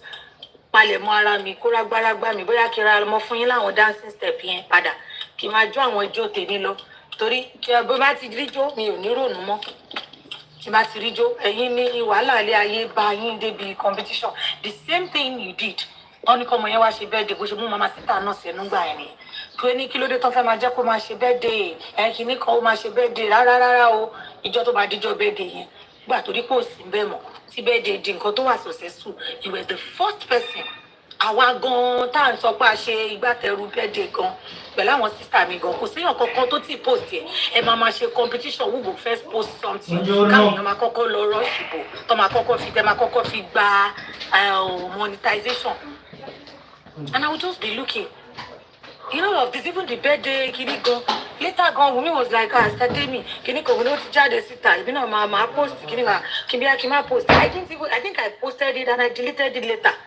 But on Tuesday, if you drag on my, none of you deleted the one on your phone, on your page, because you were seeing a lot of comments there, and money was coming inside. Tabako dákẹ́ tabako sọ pé a fẹ́ sọ̀rọ̀ èèyàn kàn wò pé kágbàlagbà yín pé ọjọ́ orí yín ti ń lọ díẹ̀díẹ̀ kágbàlagbà yín máa ṣe lágbára ga yín kẹ́ máa ṣe lọ but I saw you calling people on this platform and they are bullies they are kinikan they bully so person they brought out people's picture they ṣe kinikan to people's picture oníbà mi ṣe ẹnu tó fi sọ yẹn when Karimo was using the picture of my family all in the name of profess rí gbogbo ṣó tí Karimo ṣe ìtí ò lo picture tèmi àti family ẹ̀ nígbà tó jẹ́ bẹ̀rẹ̀ bínú wèrè ẹ̀yẹn náà tó kúrò bí ló ṣe kinní yẹn tí pé tèmi àtọkọ ẹ̀ ló wà nínú picture yẹn nǹkan tó capture tó lọ fún kinní yẹn go make sense kò ní any meaning you went just because you wanted to take it to Facebook you want people to share see that you posted something you gave a stupid and senseless caption like go make sense and you posted it. People reached out to you. You gave a response that I got now. Ṣé mo ti torí ẹ̀ bínú ni? Ó ní akílódé tóun náà gbé photo and family ẹ̀ síta. Èèyàn burúkú ni. And one thing about you, like you a pretender. Tó bá ń sọ sí pé mi like ìjà, wàá tún bú èbú. Ẹ̀mí ìjẹ́ ń fẹ́ káwọn èèyàn máa ṣe kinní kan, wàá tún star, wàá tún like o stupid gan. Ọlọ́run dá sí. Tí n bá fẹ́ go dead sí pé mi fẹ́ yẹ̀ ìyá àgbàlagbà wa láì rush máa yẹ̀ ẹ̀ pa níbi tí mo bá dé yìí tí n bá fẹ́ go dead sí tí mò ń pọ́n gbogbo àwọn tó kù lè ìwọ ti ṣe beyond nǹkan táwọn tó kù ṣe gan sef I just dey look you.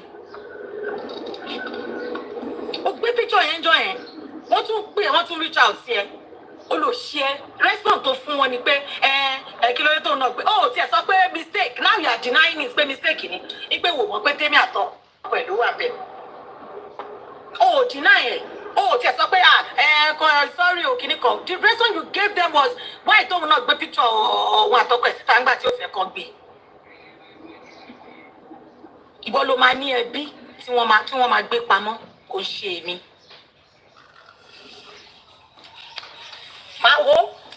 Màá ṣe sóòfún ẹ dànù.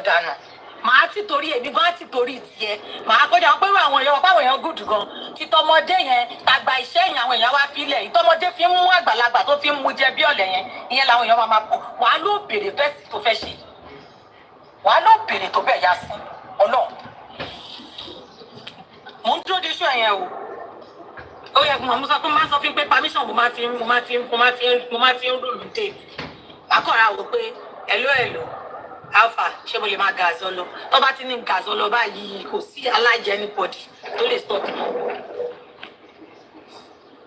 The only thing you could say ni pé kí ló dé tó ń lọ gbé picture and family ẹ you went and write stupid capture ẹ pa kó máa ṣe update wèrè ẹ ní wo bóyá update yẹn bóyá ó lè ba ayé èèyàn jẹ just because you want to make penny ọlọ́run ìṣọba àká kò lè jẹ́ ríru owó yẹn make tẹ bá ń jẹ́ pé update titi yín péjì tẹ ṣí ìtú láti máa ba ọmọlàkejì jẹ́ àbí bá yé ọmọlàkejì jẹ́ ni ọlọ́run ò ṣe ọba àká kò ń dẹ́ ẹ̀kọ́ gẹ́ẹ̀dẹ̀ ni lọ́jìkì yẹn wọ̀ ní ẹ̀kọ́ dàgbà ní ẹ̀dá náà wọ́n máa ṣe bí ejò tó bá rí ẹ tó ń ṣe ṣó báyìí wàá máa dún swẹ́n wọ́n á lé wọ́n ti réyìn èèyàn ti tán ọmọ tán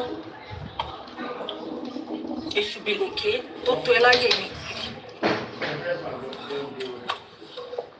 ń jẹ sọ fún ẹ pé tí ó fẹ́ sọ pé ò rí nǹkan tó ṣe ni àbí èèyàn tó ń ṣe ṣògan kò gbé fọ́tò kò ṣe kínní ó kàn ń ṣe ṣó tiẹ̀ normal kígbà yẹn gan kí ni mo sọ fún yín mo náà fi kàrí mọ́lẹ̀ o mo ní ó ń celebrate àwọn yín lọ ẹ̀ ní o mo lè má dá sí èmi àti èmi àwọn family wa ni ó gbé fọ́tò èmi àtọkọ mi sílẹ̀ ẹ fi wá lẹ̀ fọ́tò àwọn ẹ̀gbọ́n ẹ̀ àtọkọ ẹ̀gbọ́n ẹ̀ ló gbé síbẹ̀ o for your own case was nonsense like you did it intentionally gbàgbé wèrè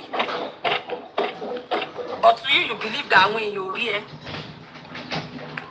ò bọ́ síta òní rárá o wọn gbọ́dọ̀ ṣe bẹ́ẹ̀ dé o DNA dé òní láyé wọn ò ní gba DNA yẹn wọn ò ní gbà níṣẹ́ tí màá gbàjọ láyé èmi ni mo sọ bẹ́ẹ̀ like you even talk as if you bet like ìwọ gangan ló bí and I think that was my sister's annoyance then pé wetin dey do this babe she dey over me ẹ ṣàfisílẹ̀ just leave her alone kí ló gbé dání tó ń pín o gbé recording jò sí dání kí ni bàbàrà tó gbé dání ìjọ